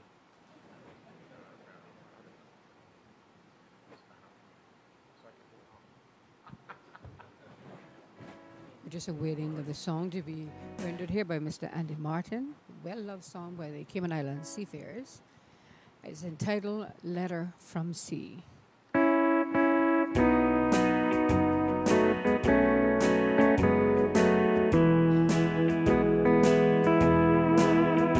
Got no letters here today, though I'm 1,000 miles away.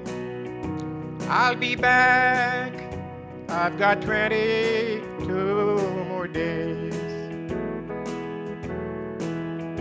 Hello, sweetheart. Our ship just pulled into Philly with a load of oil from the Gulf, and the ship's agent brought the mail on board. You should have seen all the smiling faces of the messmen and the oilers. Even the first engineer got a few letters from back home the strip. But for me, it was the same old story. Just like the last 2 ports we've hit. Nothing. I know it's hard on you being away for almost a whole year now, but that's the life of a seaman. I don't know if you've been counting the days, but I have. There's only 22 more days left, and I'll be home. You know, I walked this old tanker from bow to stern 1,000 times, wondering what you might be doing on a night like this. I know it's hard on you, me being a seaman. Hell, it's like we never home. Well, it's hard on me too. Every port we dock at, there are 1,000 girls waiting to keep her company. But they don't really care about us. All they care about is that roll of money in our pockets. Now, I'm not saying that I don't hit the bars. Sure, I do. Everybody does. From the captain to the messman. The booze seems to help somehow. And those sad songs on the jukebox always remind me of home. The National Bulk Ships agent asked me if I'd sign up for another year after this trip. And I told him, no way. There's only 22 more days left, and I'll be home. Please meet me at the airport, sweetheart, and bring the kids along with you. Oh, I can't wait to see them again. And if you have room in that old fort of ours, pick them up on the way, will you? I guess I'd better close this letter off now so I can get it to you. But there's only 22 more days left, and I'll be home. Got no letters here today, though I'm 1,000 miles away. I'll be back, I've got 22 more days. I'll be back, I've got 22 more days. Thank you. Cayman Cowboy Andy Martin, bringing back some sweet memories with the Letter from Sea, getting a standing ovation right here at the Aston Rutty Civic Center, and got a hug there from Major Walton there. Definitely. A wonderful item there this afternoon by our very own Mr. Andy Martin, A Letter from Sea. Quite certain that brings back quite a lot of memories for most, if not all of us here this afternoon as well. Just want to also make mention of the fact that Mr. Martin will be recognized here today as a friend of seafarers, but he will be accepting his award actually in Grand Cayman at the Pedro St. James Award ceremony taking place tomorrow afternoon. So again, a big thanks for Mr. Martin, and also being backed up there by Mr. Raymond Scott this afternoon, an amazing rendition, all homegrown talent.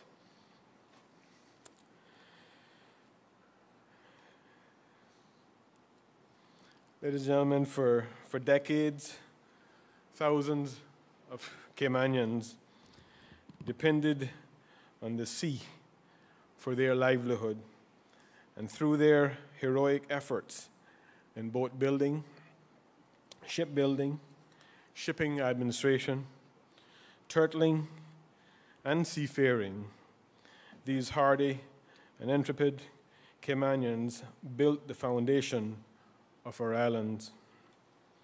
Today, we will commemorate this event by the presentation of awards to the early pioneers and those who excelled at sea. At this time, I invite the Premier, the Honorable Alden McLaughlin, to present these awards. I will also invite, in turn, the current elected members of Parliament for Cayman Brac and Little Cayman to join the Premier as we make these presentations.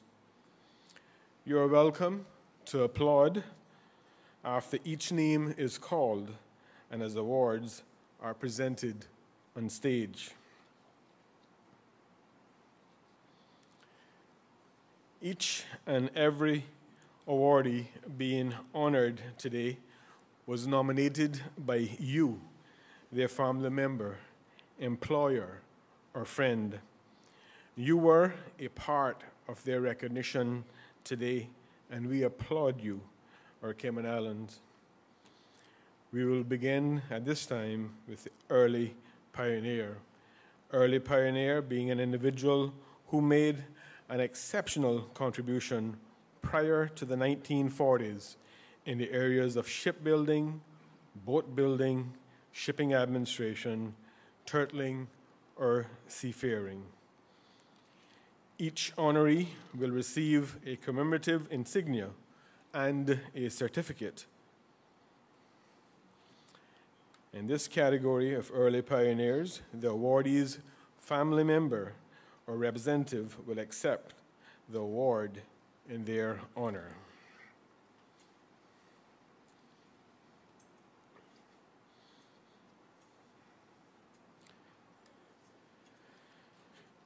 Category of early pioneers.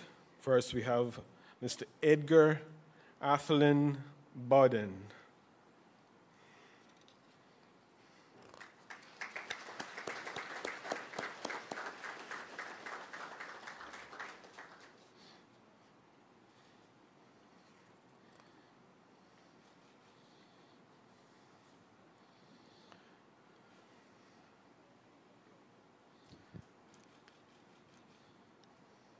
And you see Mr. Edna Athelin Bodden.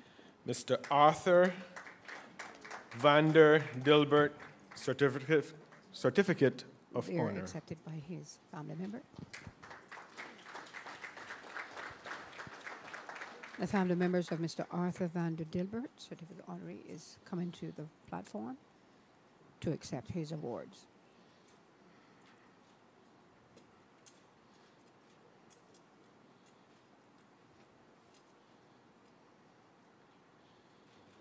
And they stand for some photo taking.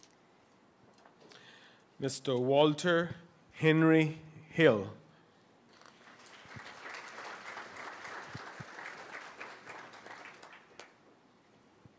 Family member accepting the award on behalf of Mr. Walter Henry Hill. And some opportunity for photographs. Captain Moses Colonel Sr., Certificate of Honor. And we see the Deputy Premier, the Honorable Moses Colonel, accepting that award on behalf of Captain Moses Colonel Sr., Certificate of Honor. Captain Callan H. Rich.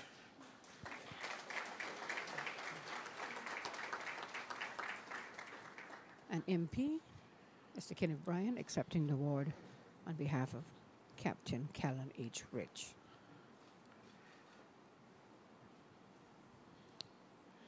Captain John Theophilus Rich.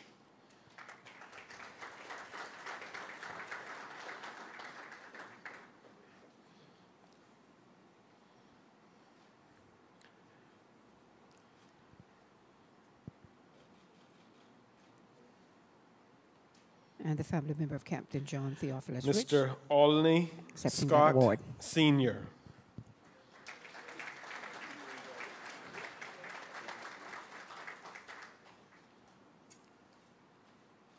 And Mr. Steve there accepting the award for Mr. Olney Scott Sr.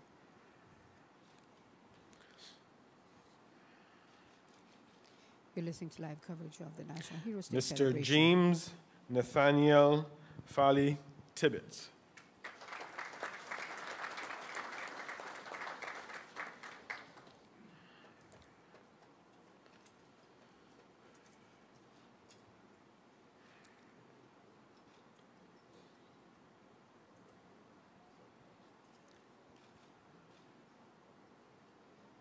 And the award there for Mr. James Nathaniel Fally Tibbetts.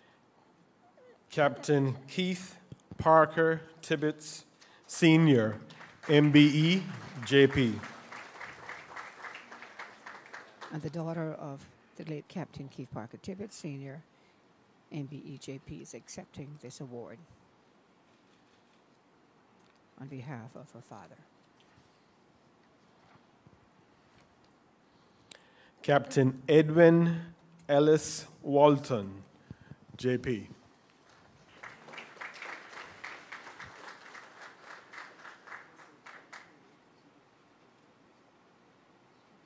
And Major Walton accepting on behalf of Captain Edwin Ellis Walton.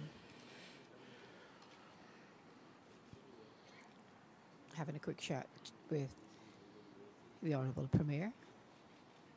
And they smile for some photographs.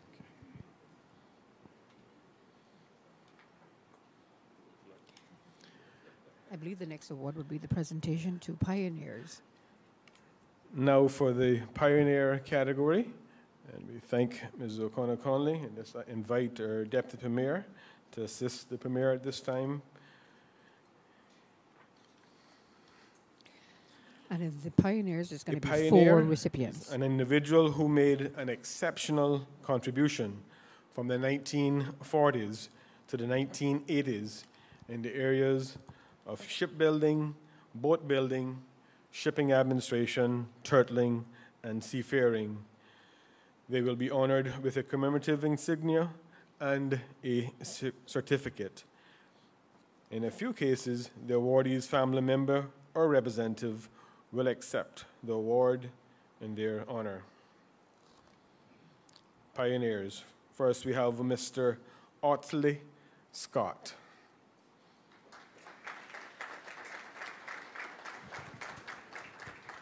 And this category is pioneers, and Mr. Otley Scott is being awarded, and his daughter is accepting the awards on behalf of her father. Mr. Charlie Griffiths Tatum.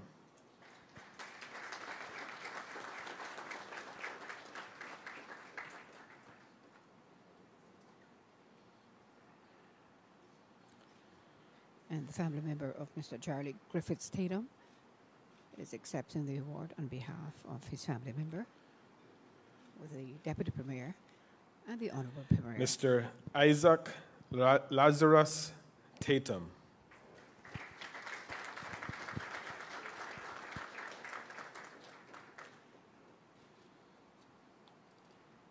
Family member of Mr. Isaac Lazarus Tatum accepts his award.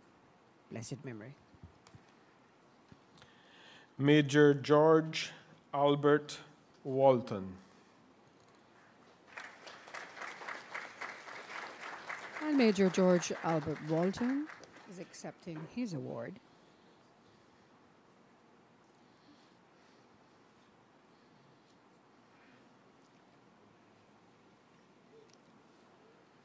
They pause for some picture taking.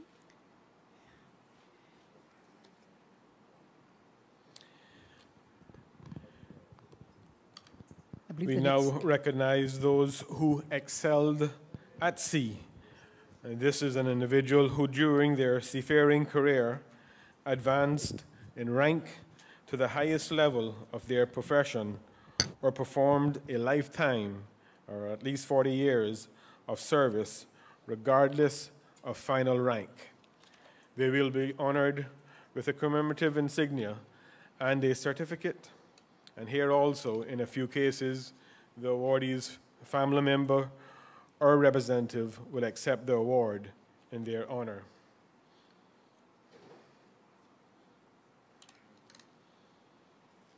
Commencing now for the Excelled at Sea. And this is for the category Captain Excel at Sea. Bernstein Elvin Banks.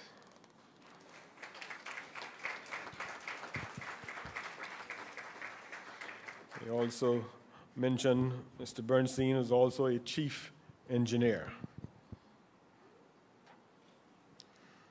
I believe in this category there are 65 recipients. And that was Mr. Bernstein Elvin Banks, as he accepts his award. Well deserved. Mr. Clyde Guy Banks.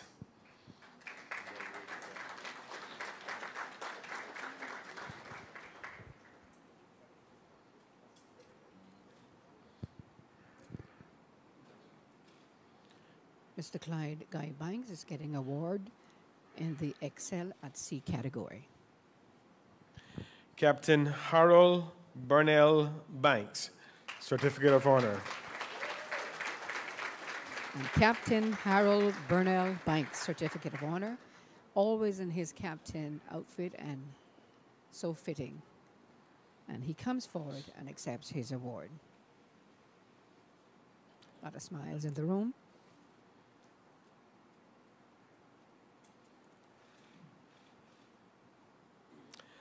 Mr. Alva Morel Donovan Bawden.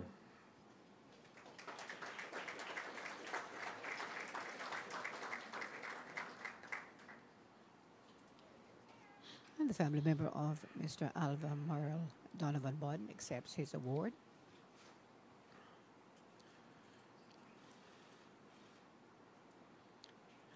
Captain Edgar Ashton Bawden, JP.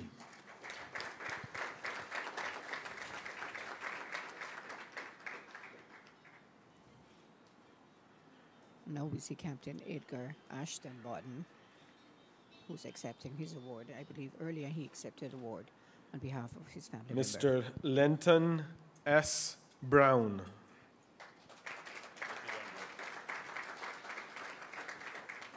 And the daughter of Mr. Lenton, the late Mr. Lenton S. Brown, is accepting his award on his behalf. Blessed memory.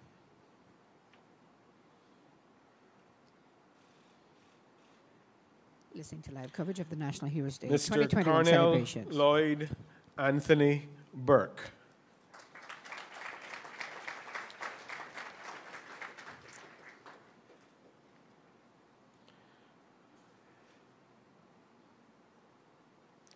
And family member of Mr. Cornell Lloyd Anthony Burke is accepting his award.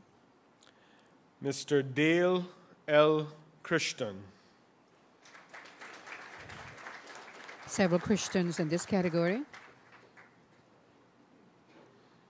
Mr. Dale L. Christian.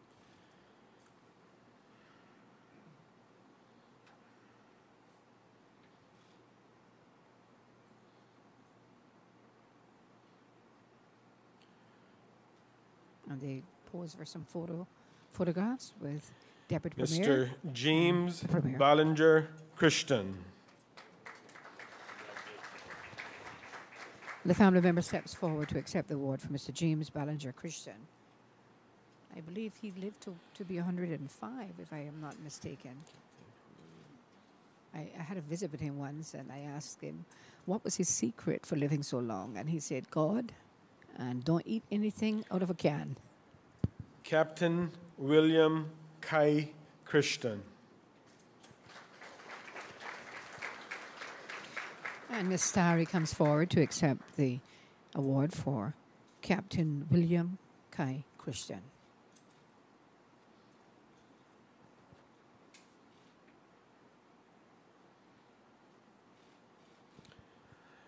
Mr. Paul Lawford Connolly.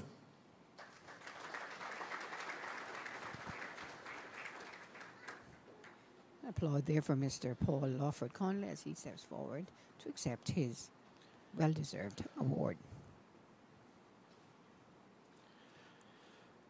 Mr. Henry Mansfield Connolly.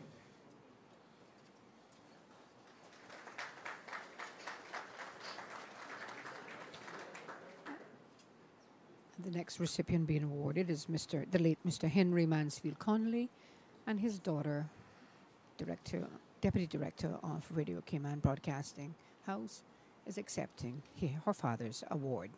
Looking very sharp there, Miss P. Mr. William Vanfield Dakers.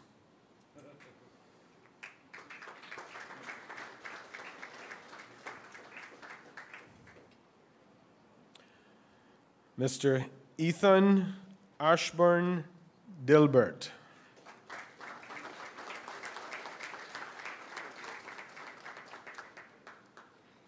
Mr. Ethan Ashburn Dilbert is accepting his award, better known as Mr. Bussy.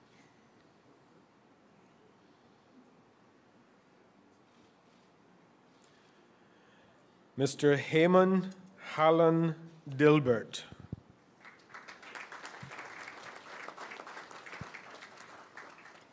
And family member steps forward to accept the award on behalf of Mr.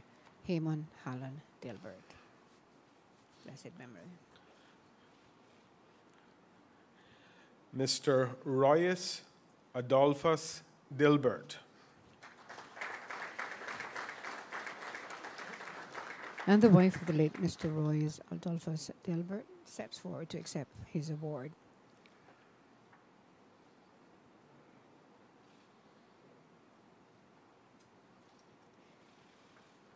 We're listening to the National Heroes Day Mr. Donald celebrations. Ebanks.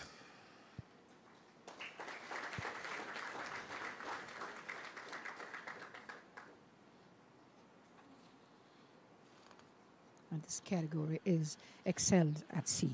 Mr. Donald Ebanks. And the family member accepts his award. Thank you very much, Next Mr. up, there are Kirkconnell. several At e-bikes, this I time, believe. we call Minister O'Connor Connolly.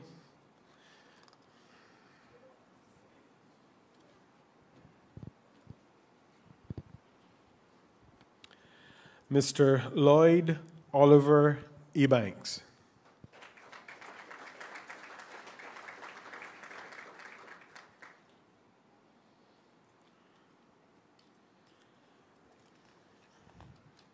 Family member of Mr. Lloyd Oliver Ebanks is accepting this award on his behalf. Mr. Joseph Rennell Ebanks. And there's a familiar name. My uncle, Mr. Joseph Rennell Ebanks, is coming forward to accept his award in the category of Excelled at Sea.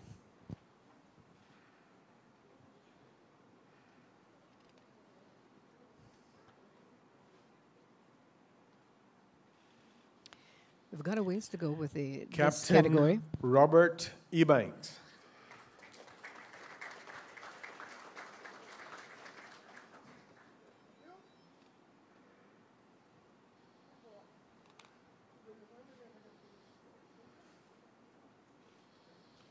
Captain Robert Ebanks being recognized. Family members accept Mr. George Philip Eldermeyer.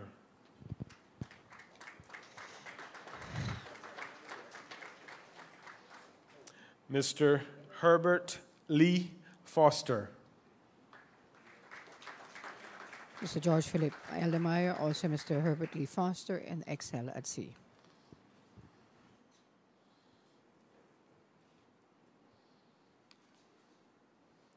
A couple more Fosters being recognized here this afternoon. Captain Rudlin Clendon Foster. Captain Larry Foster, JP. Captain Rudlin Clendon Foster, and also Captain Larry Foster being recognized here this afternoon at the National Heroes Day celebrations in Cayman Brac, broadcasting from the Aston Rutty Civic Center.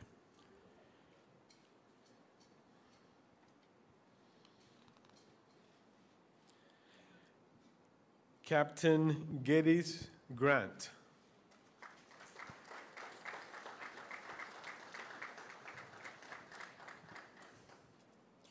And the daughter, Tricia there, of Captain Geddes Grant, accepting his award.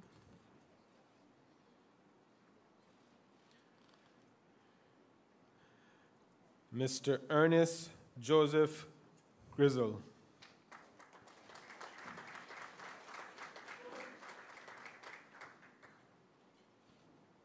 And a family member, the son of Mr. Ernest Joseph Grizzle, accepting his father's award. Mr. Gladstone Ernest Grizzle. Also Mr. Gladstone Ernest Grizzle is being recognized here in the Excel at Sea category.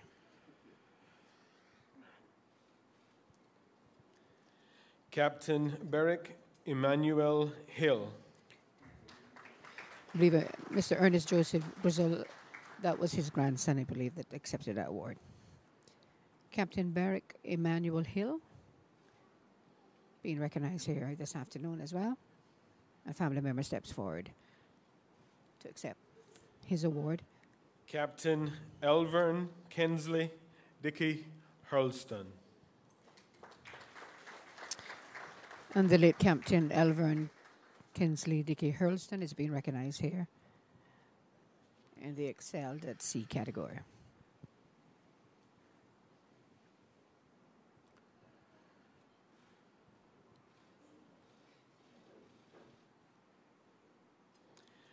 Captain Mabry Salisbury Colonel OBE.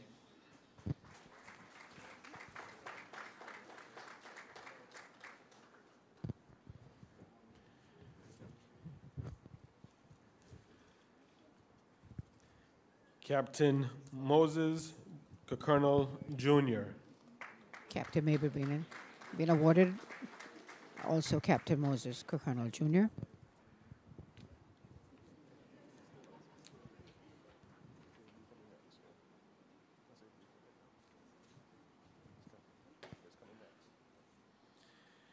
Captain Italy Martin. And Captain Idley Martin steps forward to accept his award here.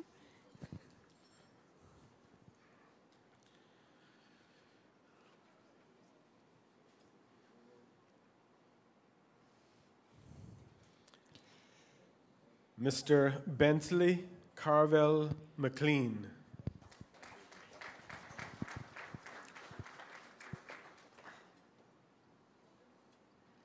Mr. Bentley Carvel McLean being recognized here this afternoon.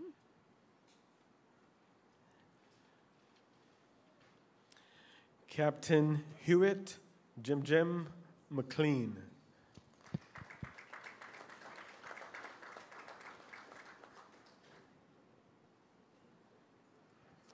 And Captain Hewitt Jim McLean being recognized.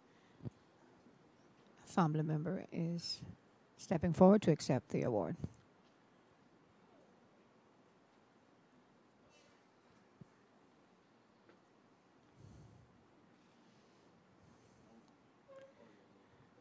They have a quick chat with the Honourable Minister Juliana O'Connor Connolly, and the Premier, the Honourable Alton McLaughlin. An opportunity for some photo taking. I believe Captain Allinger O'Connor.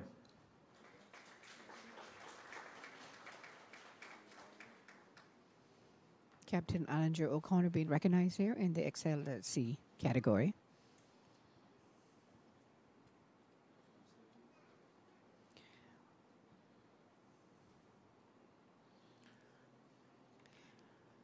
Thank you very much, Ms. O'Connor Conley. I'm going to invite the Deputy Premier at this time once again.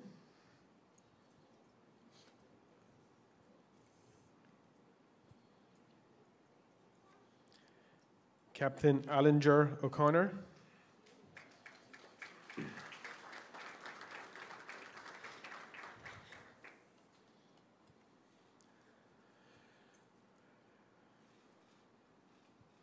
As we mentioned, Also Captain Captain Allinger O'Connor Cabot being O'Connor. recognized here today as well, and Captain Cabot O'Connor as well.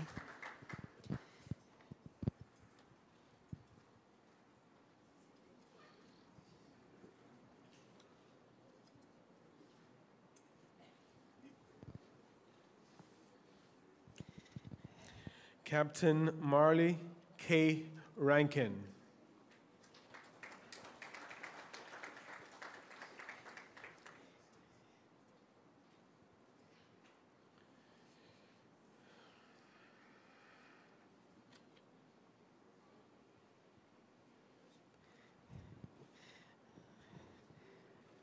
And Captain Marley K. Rankin being recognized with an award here in the Excel at Sea category.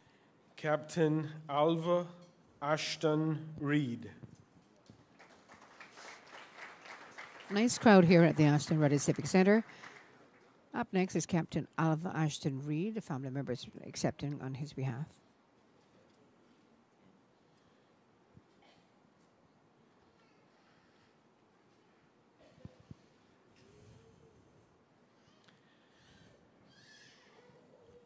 Captain Alan Charles Davy Scott. Family member of Captain Alan Charles Davy Scott is accepting the award here in the Excelled at Sea category. There are several Scots being recognized here this afternoon.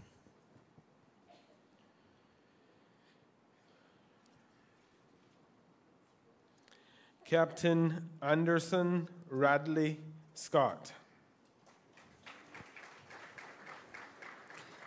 And the brother of Captain Anderson Radley Scott, Raymond, is accepting his award on behalf of his brother.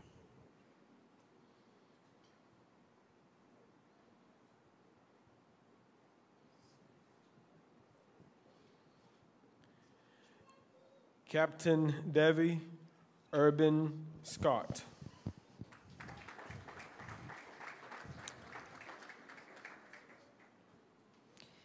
And Captain Davy Urban Scott being recognized here as well this afternoon at the Heroes Day, the National Heroes Day celebrations here in Cayman Brac.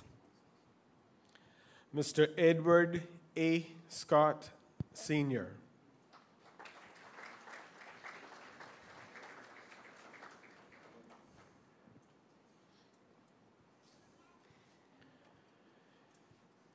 And family member of Mr. Edward A. Scott Sr. is accepting his award. Captain Henley Scott. Big applause there for Captain Henley Scott. And he is going to the platform to accept his award in the Excelled at Sea category. He gets a handshake from the Premier of the Cayman Islands, the Honourable Alton McLaughlin. Also assisting is Deputy Premier of the Cayman Islands, Captain Honourable Nero Moses Gukono. Martino Scott.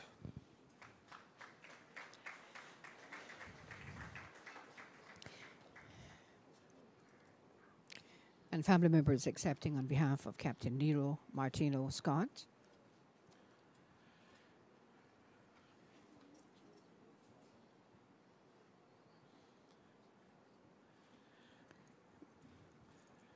Mr. William Malden Scott.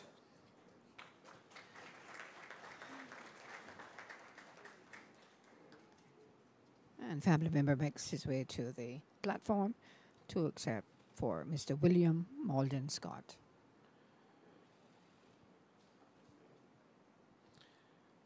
Mr. Olney Scott, Jr.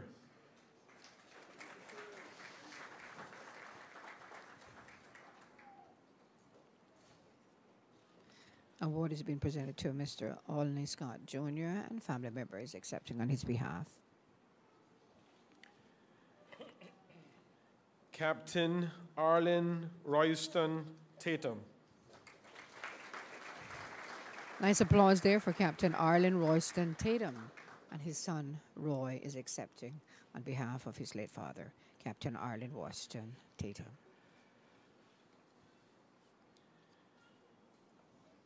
Captain Isaac Lawford Tatum.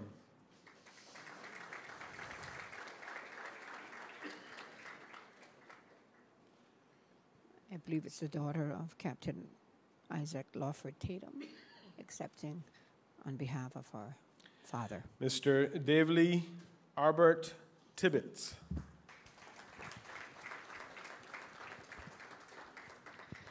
And Mr. Davely Albert Tibbetts is getting an award here in the Excelled at Sea category as part of this National Heroes Day celebrations in Cayman Brac. Mr. Ellis Walton.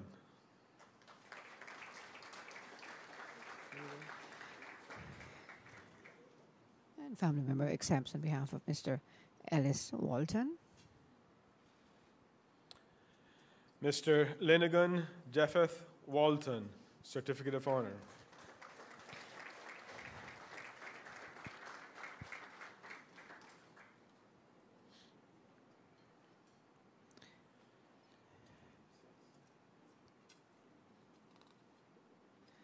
And family member of Mr. Linigan Japheth Walton, Certificate of Honor, is accepting his award.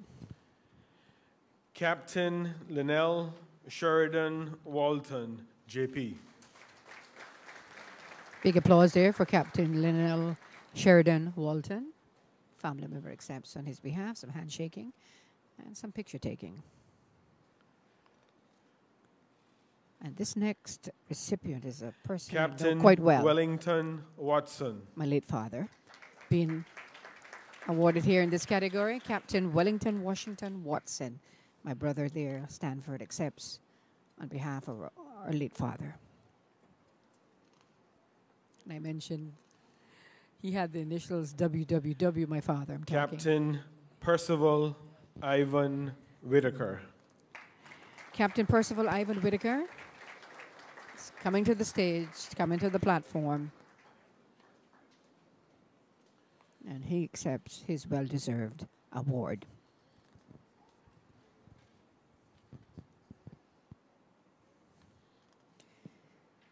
As they take some photographs, I'll just let you know that women in seafaring, that's going to be a category that's going to be coming up shortly. And I believe there are 5 women in that category. Who excelled at sea, and now we recognize the women in seafaring. These women bravely went to sea or made exceptional contributions to our island's seafaring heritage. They will be honored with a commemorative insignia and a certificate. And here also, in a few cases, the awardee's family member or representative will accept the award in their honor. Women in seafaring. Mrs. Vivia Brown. The first recipient is Miss Vivia Brown. Her daughter is accepting on her behalf. Blessed memory.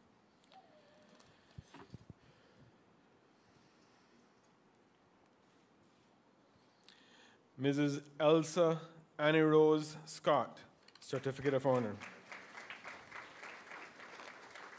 Miss Elsa Anna Rose Scott, Certificate of Honor, accepting the award right there. A nice smile.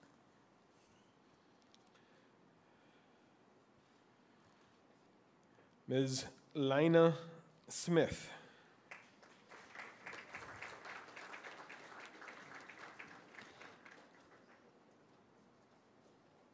award has been given to the late Miss Lina Smith in the category of Women in Seafaring, and her daughter, I believe, accepts, yes, a daughter and another member of the family accepts the awards.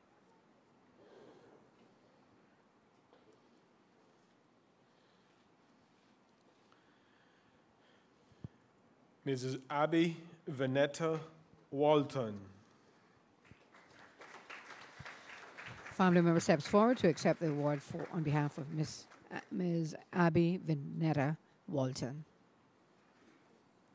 I believe there is one last recipient in this category of Women in Seafaring.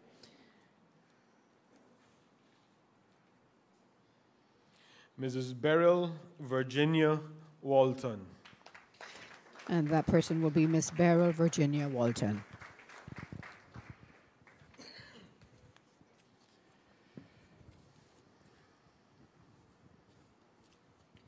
And I believe next up will be, well, Miss Beryl Virginia Walton is being recognized in Women in Seafaring.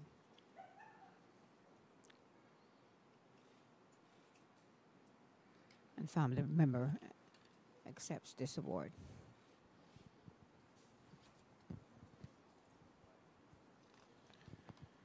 I believe the next category will be Friends of Seafarers.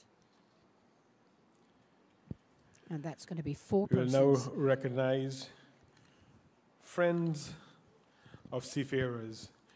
These individuals or organization or a company was instrumental in facilitating and supporting Caymanian seafarers or provided assistance to Caymanians while they were at sea.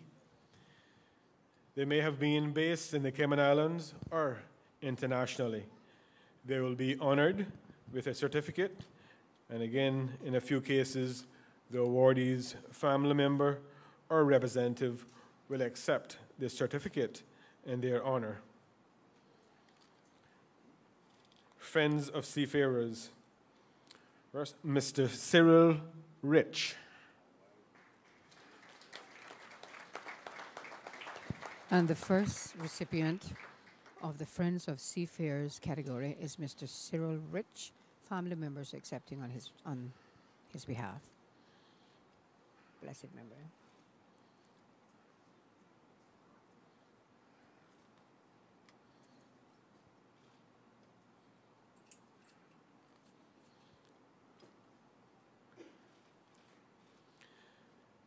Mr. Raymond Scott.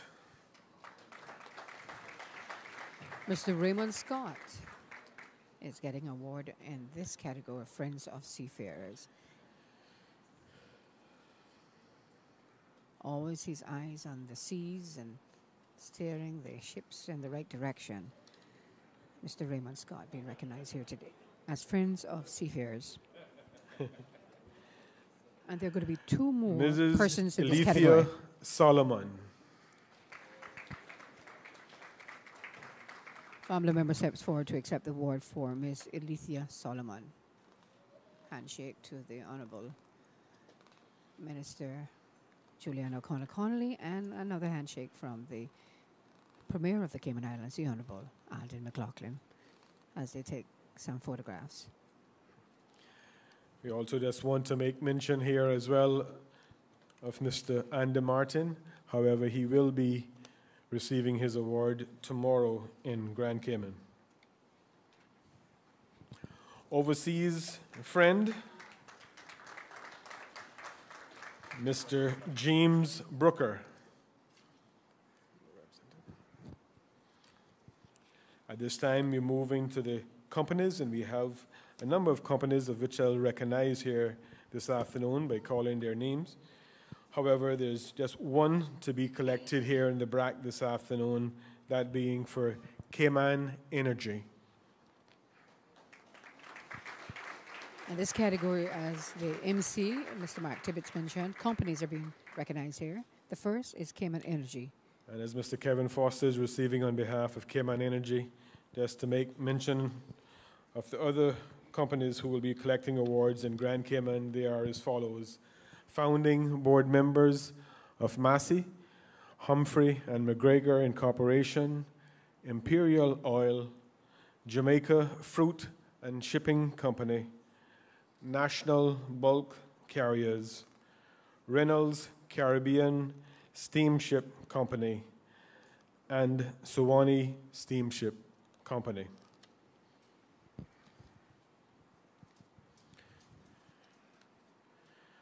At this time, we now pause to recognize those seafarers on the memorial scroll.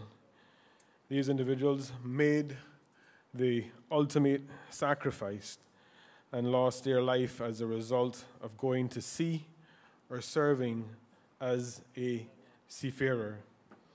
They will be honored with a certificate. The awardee's family member or representative will accept the certificate this evening in their honor. This time I invite our Deputy Premier to assist the Premier. Thank you very much, Ms. O'Connor-Conlon.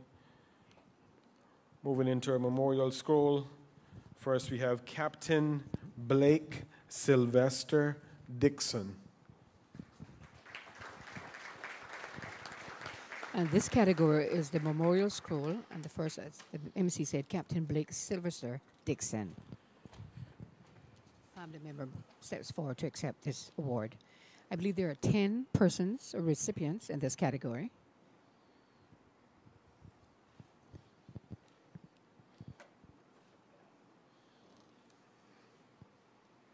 And this has been presented to an individual who made the Mr. ultimate George sacrifice and lost Eric their life. Hurlston. Next up is Mr. George Eric Hurlston. Mr. James Ezekiel Sam McCoy.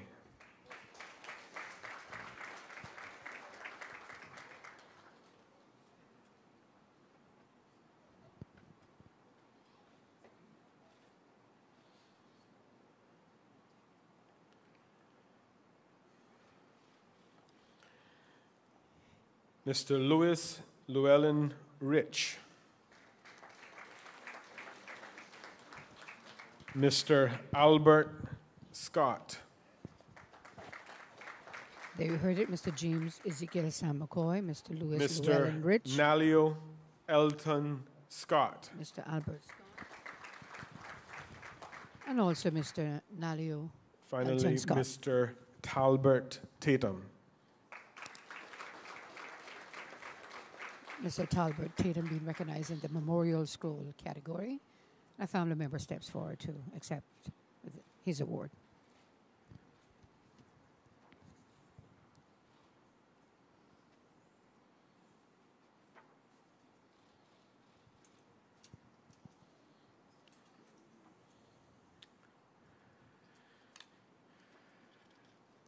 Thank you. At this time, we ask our Premier and also Deputy Premier if they could move down below as we will conclude the awards this afternoon as we present the last two awards for those who excelled at sea.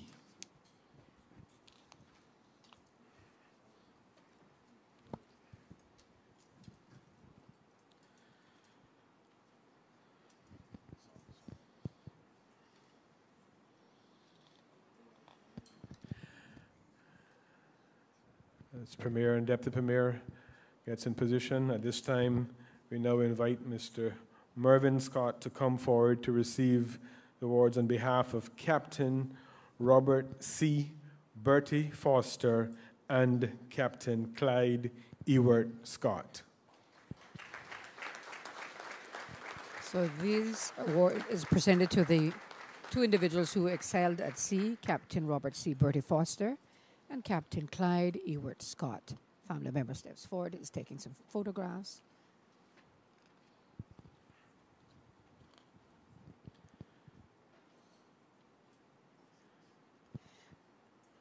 As they take some more photographs, just to let you know, I believe up next will be the ringing of the bell 8 times in memoriam, if I am not mistaken. That concludes the awards this afternoon, ladies and gentlemen. I would ask you if you could please do stand with us at this time. And we're going to have the ringing of the Seaman's Bell here 8 times this afternoon in memoriam as we observe a moment of silence for those lives lost at sea.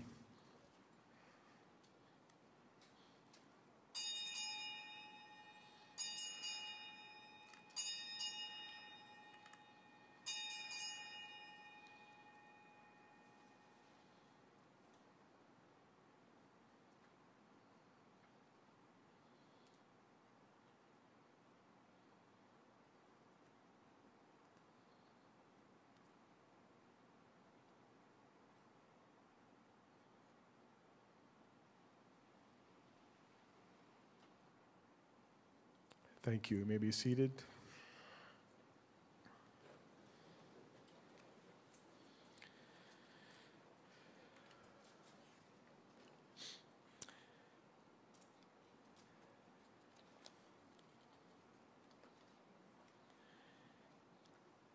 This year's nomination process has revealed the names of 2 of the last known Caymanian seafarers who are still active at sea and continuing this great Caymanian tradition. At this time, it is now my honor and privilege to invite the Honorable Arden McLean, Leader of the Opposition, to specially recognize them. Please do make him welcome, ladies and gentlemen, the Honorable Arden McLean.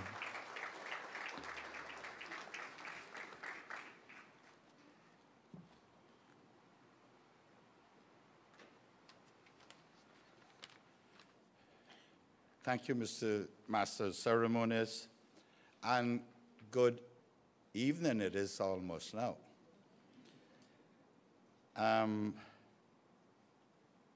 Protocol having been established, it is my distinct pleasure to participate in this special commemoration and celebration of our seafaring heritage.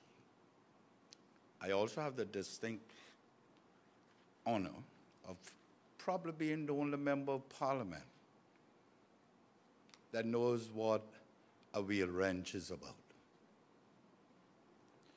because of my own time there. I have gone on record many times to note that while I took the route of seafaring as my first career after completing high school, I did it out of choice and not out of necessity. Unlike the majority of the seafarers we are recognizing today and throughout 2021. I therefore do not consider myself as being part or being equal to them. However, I am grateful for the impact that my seafaring career had on this journey. And I am always honored to be in the company of my fellow seafarers.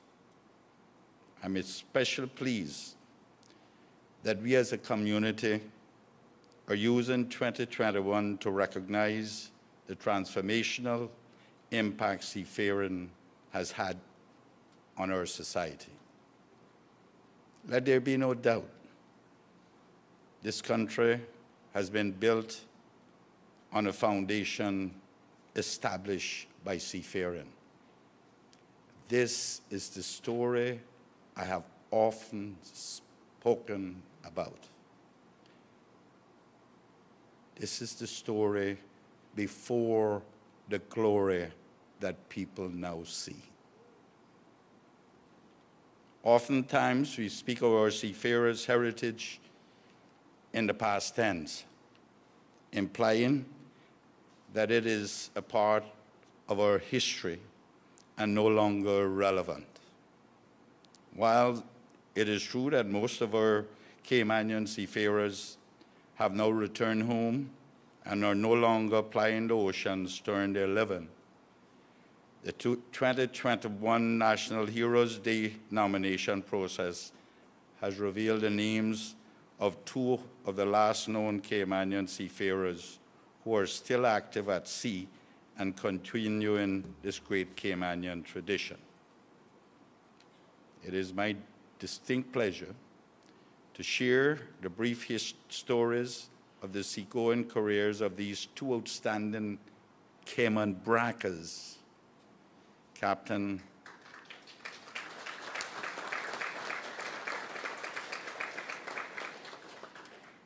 Anderson Radley Scott and Mr. Gentry Lee Tatum. Captain Anderson Radley Scott,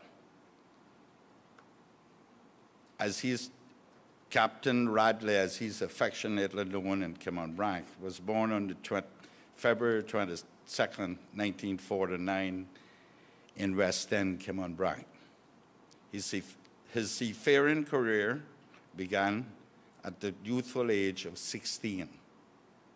Incredibly, at just 19 years old, he was made captain of the Foster Trader, a cargo ship, after the captain passed away suddenly during a voyage. The ship's owners were so impressed by his performance and ability that they authorized him to remain as the captain. Continuing his studies at the Marine Institute of Jamaica, he obtained his master's mariner license at the age of 23. He continued to sail throughout the Caribbean and around the world, but returned home to Cayman Brac in 1978 to work for Cayman Energy Limited in the ship-to-ship transfer business as a mooring master for several years. He continued with Cayman Energy Limited as they expanded lightering operations to the US, Aruba, Panama, and the United Arab Emirates. During these years, he was involved in a number of salvage operations involving removing oil from stricken tankers, all of which were successfully completed. In 1989, he became a mooring master with Jair Shipping Company, which was later acquired by TK Marine Solutions, Inc., based in Freeport, Texas. He has remained with this company for 32 years and today holds the position of Senior Mooring Master. When ashore, the company draws on his incomparable experience for leadership and advice on safety policies and procedures. Truly world-class. Captain Radley is one of only 400 mooring masters in the world who are qualified to conduct ship-to-ship oil transfers. He has safely and efficiently completed approximately 2,500 ship-to-ship transfer operations involving a total of 5,000 tankers of various sizes during his illustrious career of almost 56 years at sea, 43 of which have been spent as a mooring captain. His motto is, think safe, act safe, and be safe. Young Mr. Gentry Lee Tatum.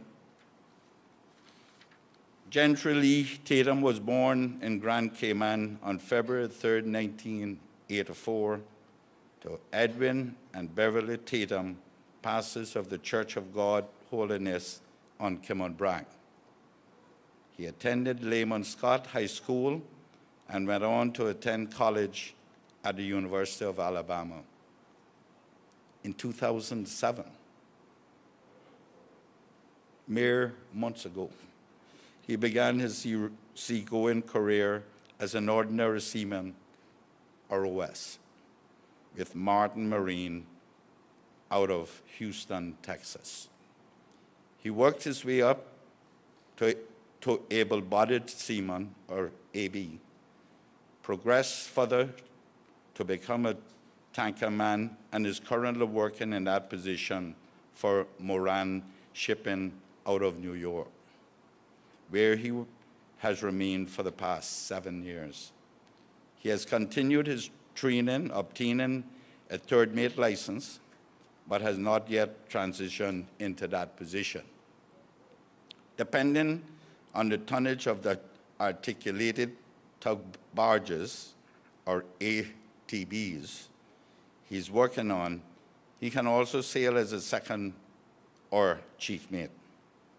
An articulated tug barge consists of a barge and a large, powerful tug that is positioned in a notch of the stern of the barge, which enables the tug to propel and maneuver the barge. During his career, he has worked out of ports in Central America, including Belize and Panama, and was previously employed by Bouchard Shipping and the Corbett Corporation, both of New York. In Gentry's own words, he says, "I love the ocean. It's part of my heritage, and I knew I could make a respectable living," unquote. We, as a nation, should be exceedingly proud of these Caymanians who are continuing this great tradition. It is our hope that throughout this year, if there are any of the Caymanians still out at sea, we will learn their names and hear of their stories so that they too can be acknowledged and celebrated. As I close, I invite you to rise to your feet and offer a rousing round of applause to salute the ongoing service of these two Caymanian seafarers, Cayman Bracers, of whom we are exceedingly proud. Thank you. Big applause there, and that was a recognition of active seafarers by the opposition leader, V.R. McLean, the Honourable V.R. McLean. And the two recognized were Captain Anderson Radley Scott and Mr. Gentry Lee Tatum. Mr. McLean, recognizing again two Caymanians out there still sailing the seas. In fact, we were most proud here in this whole community to say both of whom are from the lovely home island here, Cayman Brac. At this time, ladies and gentlemen, it's now my honor and privilege as well to call and invite our District Commissioner, Mr. Ernie Scott, to the podium. Mr. Scott will be coming forward at this time to deliver the National Heroes commemoration. Please do make him welcome, Mr. Ernie Scott.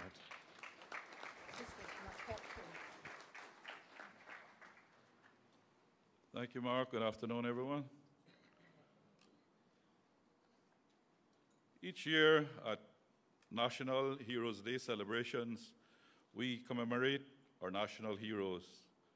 A national hero is a person who is admired and acknowledged for their courage, outstanding achievements, and noble qualities. A national hero is someone who, beyond that, has made a significant positive contribution to the growth and development of society, and one who represents all of us. Honoring our heroes is an acknowledgement of who we are, our history, our heritage, and our culture. Our first national hero, the Honorable James Borden, was a charismatic trailblazer. Mr. Borden was a visionary leader who ushered in a period of modernity and directed Cayman into an era of progress. As Minister for Tourism and Aviation, he was instrumental in establishing Cayman Airways and constructing Owen Roberts International Airport. Mr. Borden's dedication to his country is forever commemorated by his statue, the first to be erected in Heroes Square. The Honorable James Borden was declared a national hero in 1994.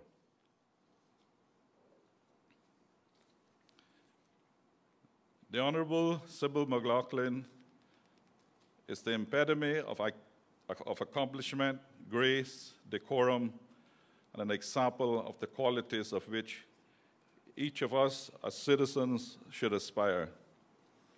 Mrs. McLaughlin is our second national hero and remains the only person to receive the country's highest award while she's still living.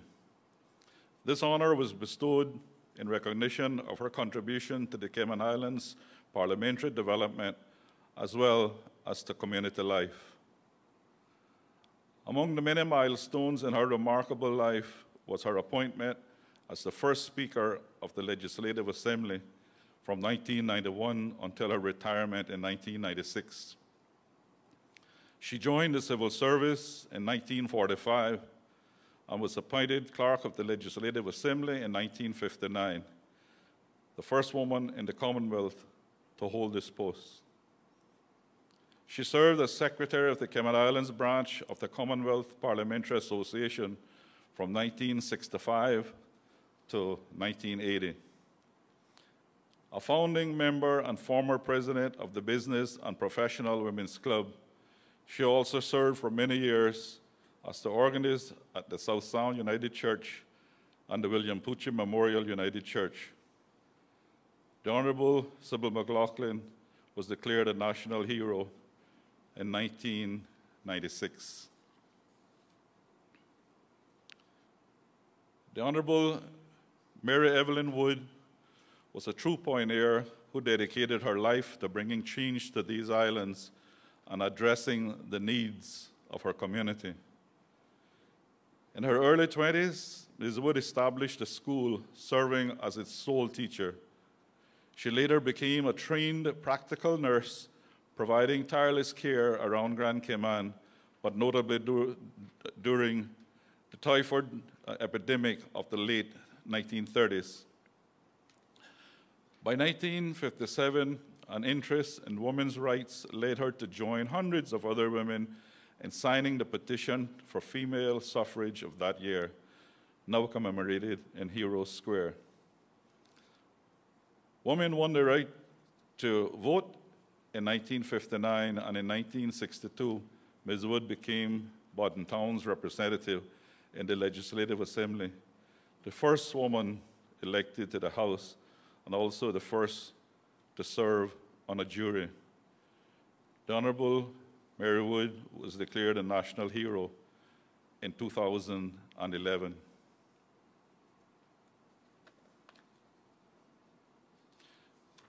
The Honorable William Warren Connolly, a man of vision and drive, was a major player in the Cayman Islands political, economic, and social landscape.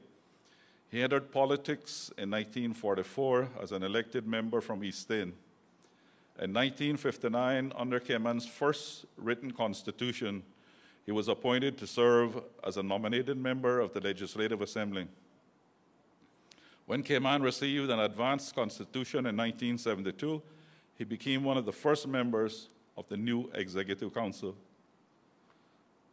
A founding member of the Cayman Islands branch of the Commonwealth Parliamentary Association, he came to be regarded as an expert on the Cayman Islands Constitution.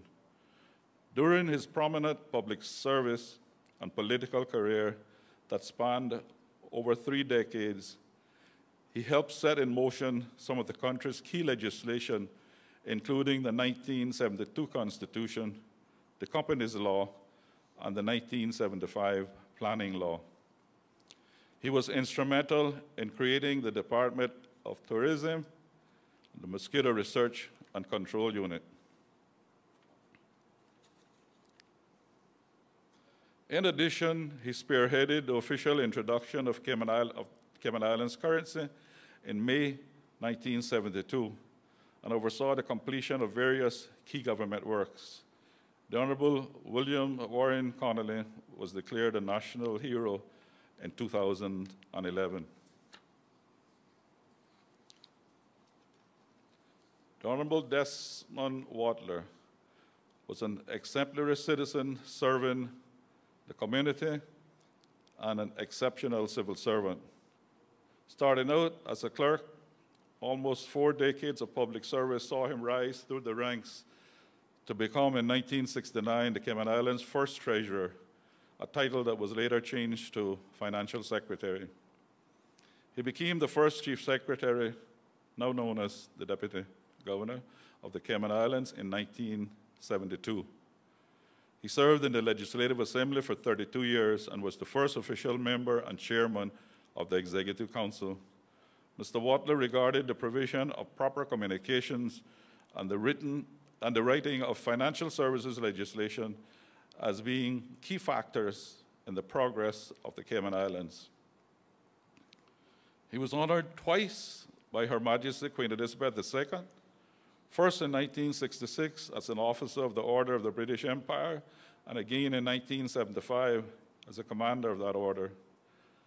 Highly regarded for his soft-spoken demeanor, he came to be considered a model of civil service integrity. His life remains a sterling example for today's young people, demonstrating that with hard work, dedication, and commitment to excellence, it is possible to reach the top of the career ladder. The Honorable Desmond Watler was declared a National Hero 2011.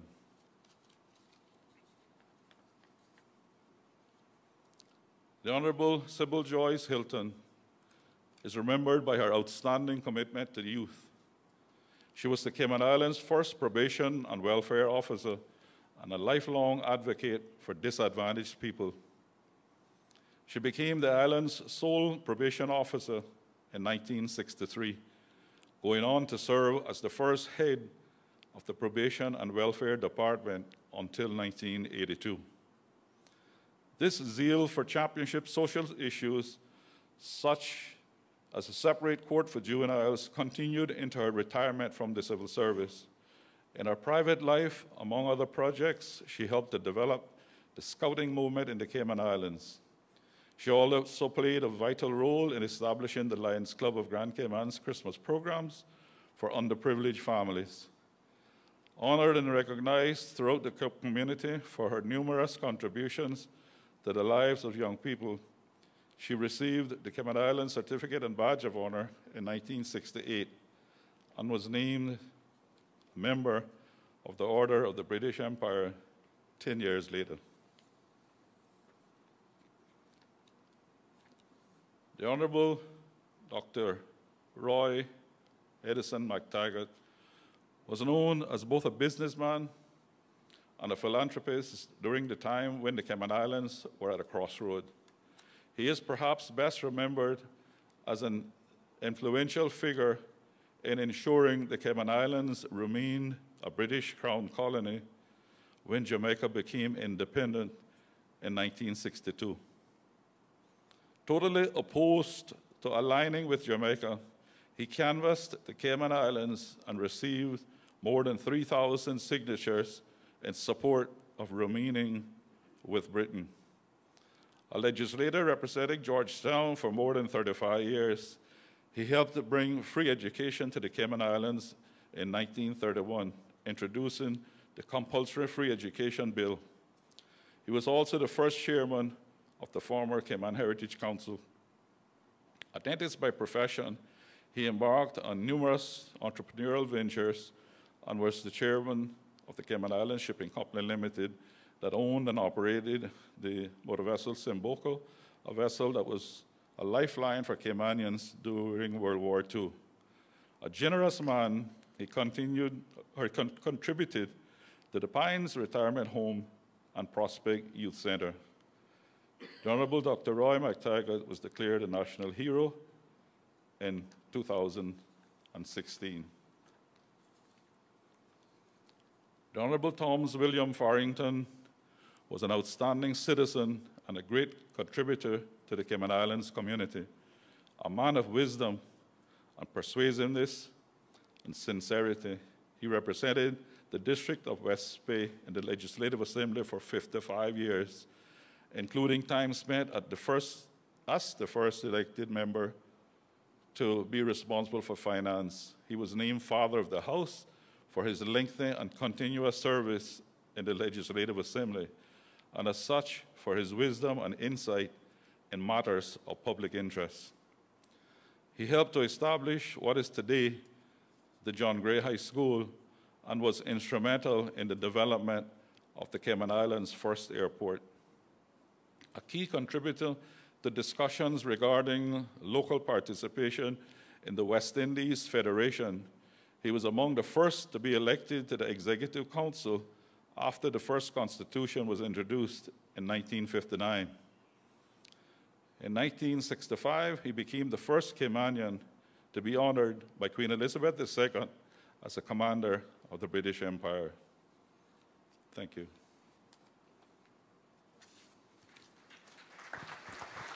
And there you heard Mr. Ernie Scott there, District Commissioner. Thank you very much, Mr. Scott, of Cayman Brac, for the commemoration of our national heroes of the Cayman Islands. Ladies and gentlemen, it's now my pleasure to invite back to the podium once more this afternoon our Honourable Premier, at which time he will now come forward to announce next year's National Heroes Day theme. Please do make him welcome once more, our Honourable Premier of the Cayman Islands, Honourable Alden McLaughlin.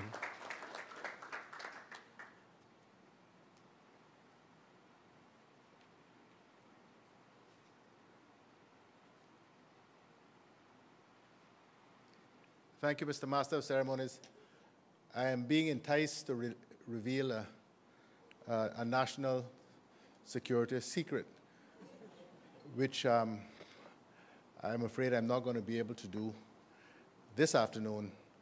That'll be done on Monday at the final event of National Heroes Weekend. So I'm sorry to disappoint you all, especially you, Mr. Master of Ceremonies.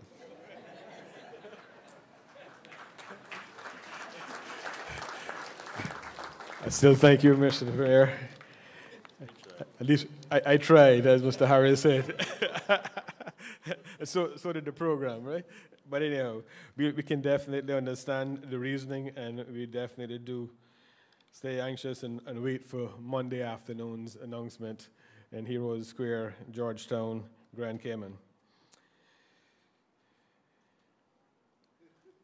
At this time, ladies and gentlemen, I'm going to ask you if you could please stand with me.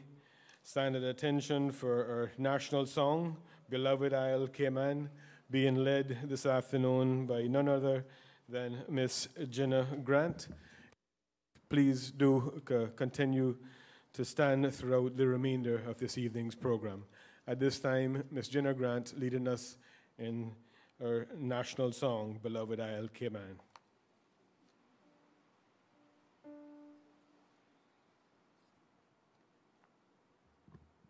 With thy creators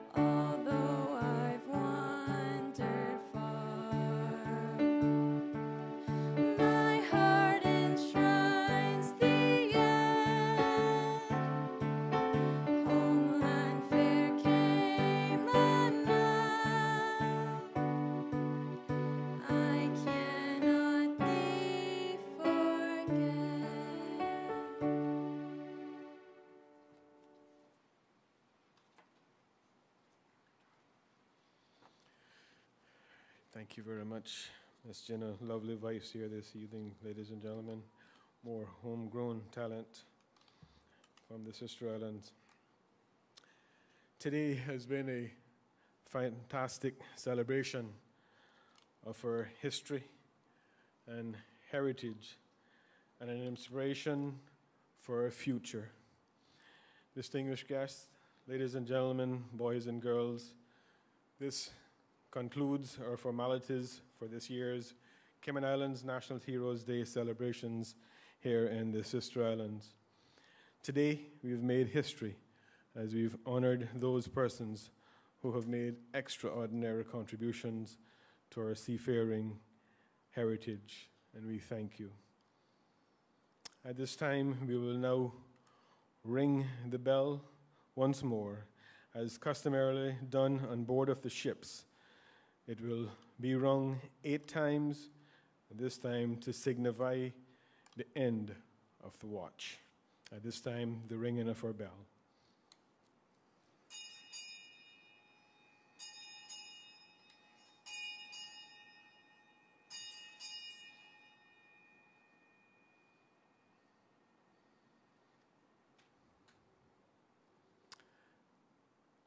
At this time, we will have the departure of the seafarers.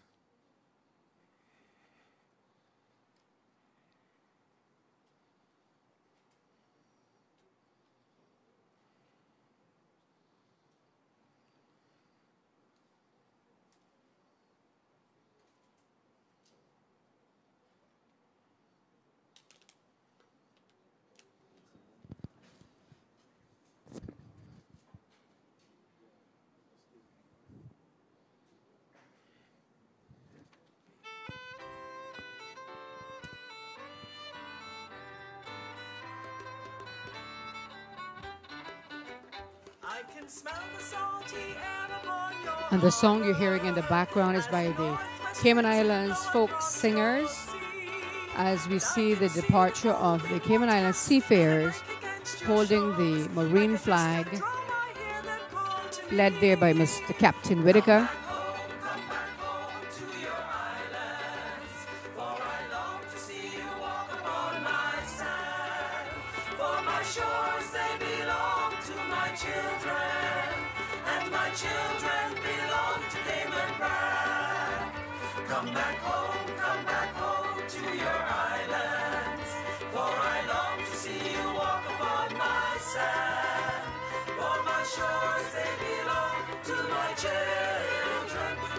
Children belong to Cayman, Brac. And although distance has come between us, and you're watching the departure of the Cayman Islands, the Cayman Brac seafarers, as they depart the Aston Rutty Civic Center, where we're listening to the National Heroes Day 2021 celebrations for the Sister Islands. And everyone else, please do remain in place and remain standing for the departure of the officials. At this time, we have the departure of His Excellency the Governor, Mr. Martin Roper.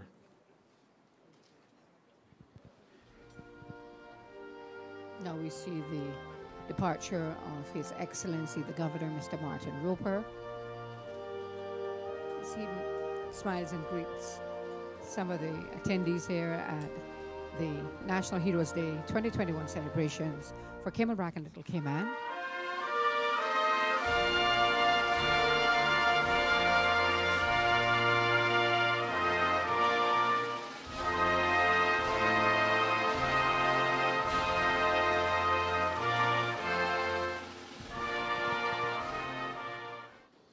At this time, the departure of the Premier, the Honourable Mr. Haldane McLaughlin.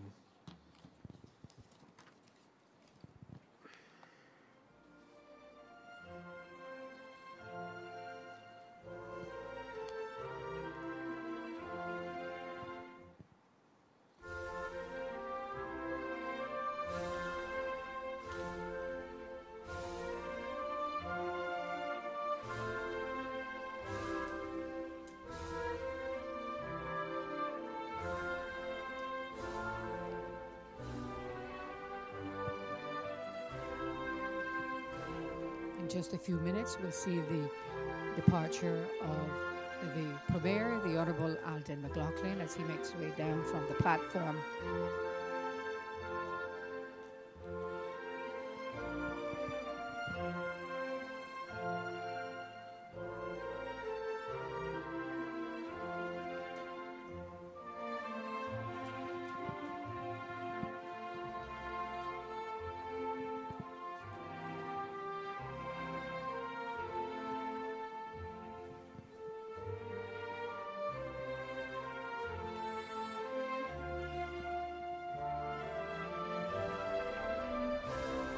MC Mr. Mark Tibbetts.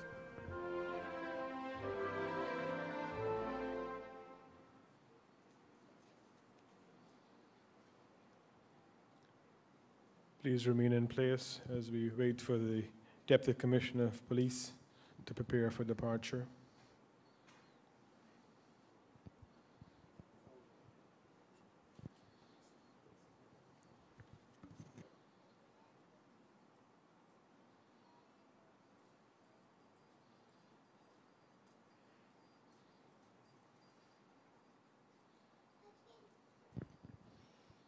You're listening to live coverage of the National Heroes Day celebration for the Sister Islands here at the Aston Rutty Rutty Civic Deputy Centre. Commissioner of Police prepares for departure.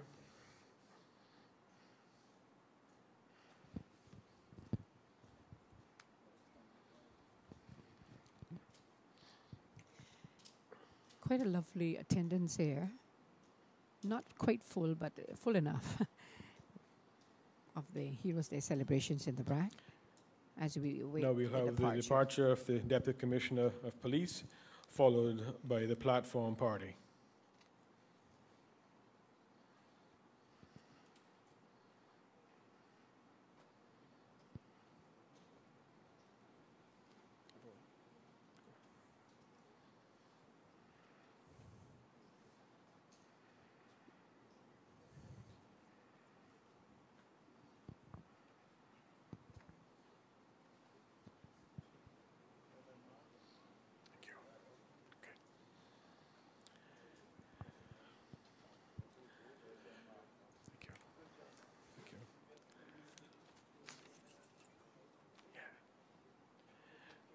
Thank you.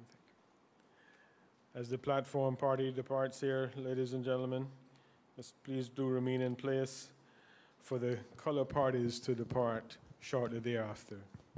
We see the departure there of the Deputy Commissioner of Police and the platform party as they make their way.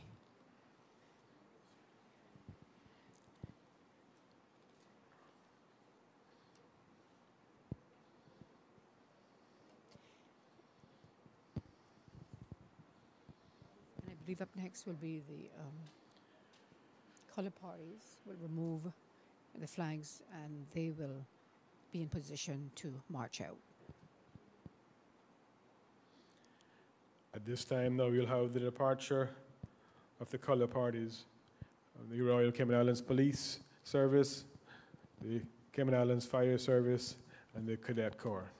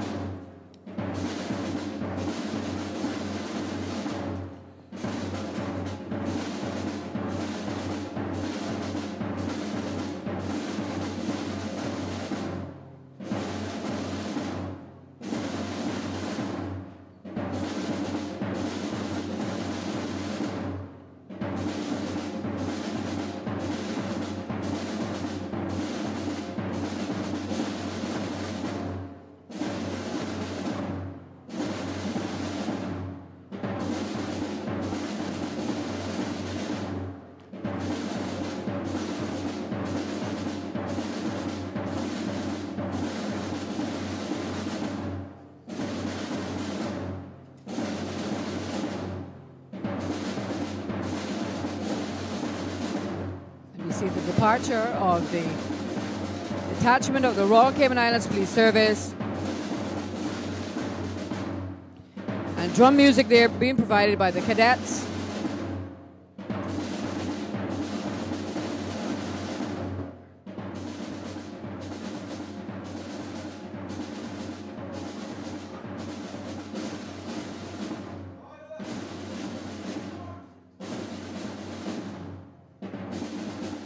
Detachment of the Cayman Islands Fire Service as they make their way to collect the flag.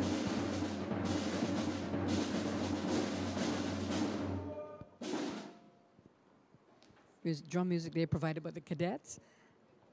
And we see it's the detachment of the Cayman Islands Fire Service. You see Mr. Kirk Watson from the Cayman Islands Fire Service as he collects the flag, makes his way to the contingent of the fire service.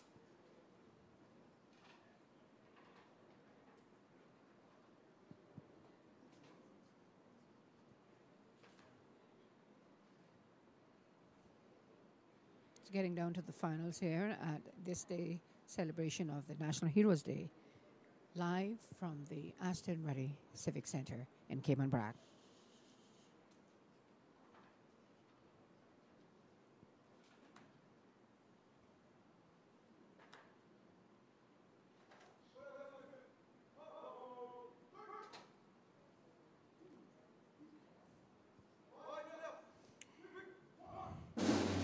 Detachment of the Cayman Islands Fire Service as they officially depart.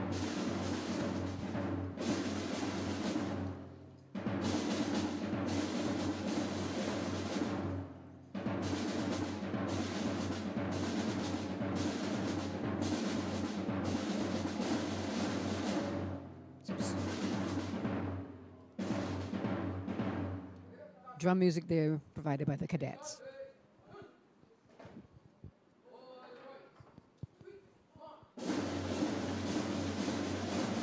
Detachment of the Cadet Corps.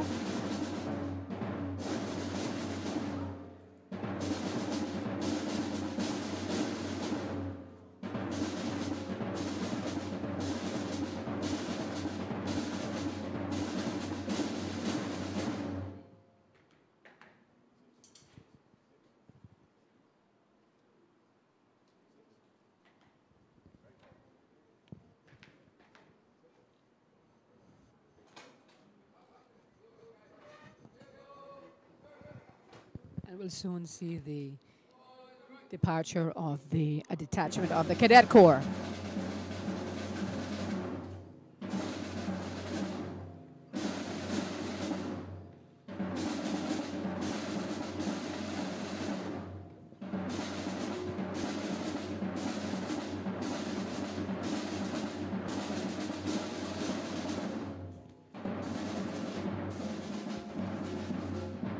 That officially marks the departure of the Cadet Corps. Ladies and gentlemen, boys and girls, you're reminded that you may visit the seafaring exhibits by the Veterans and Seamen Society of Cayman Brac and Little Cayman in conjunction with Ms. Liz Walton and Mrs. Saskia Edwards.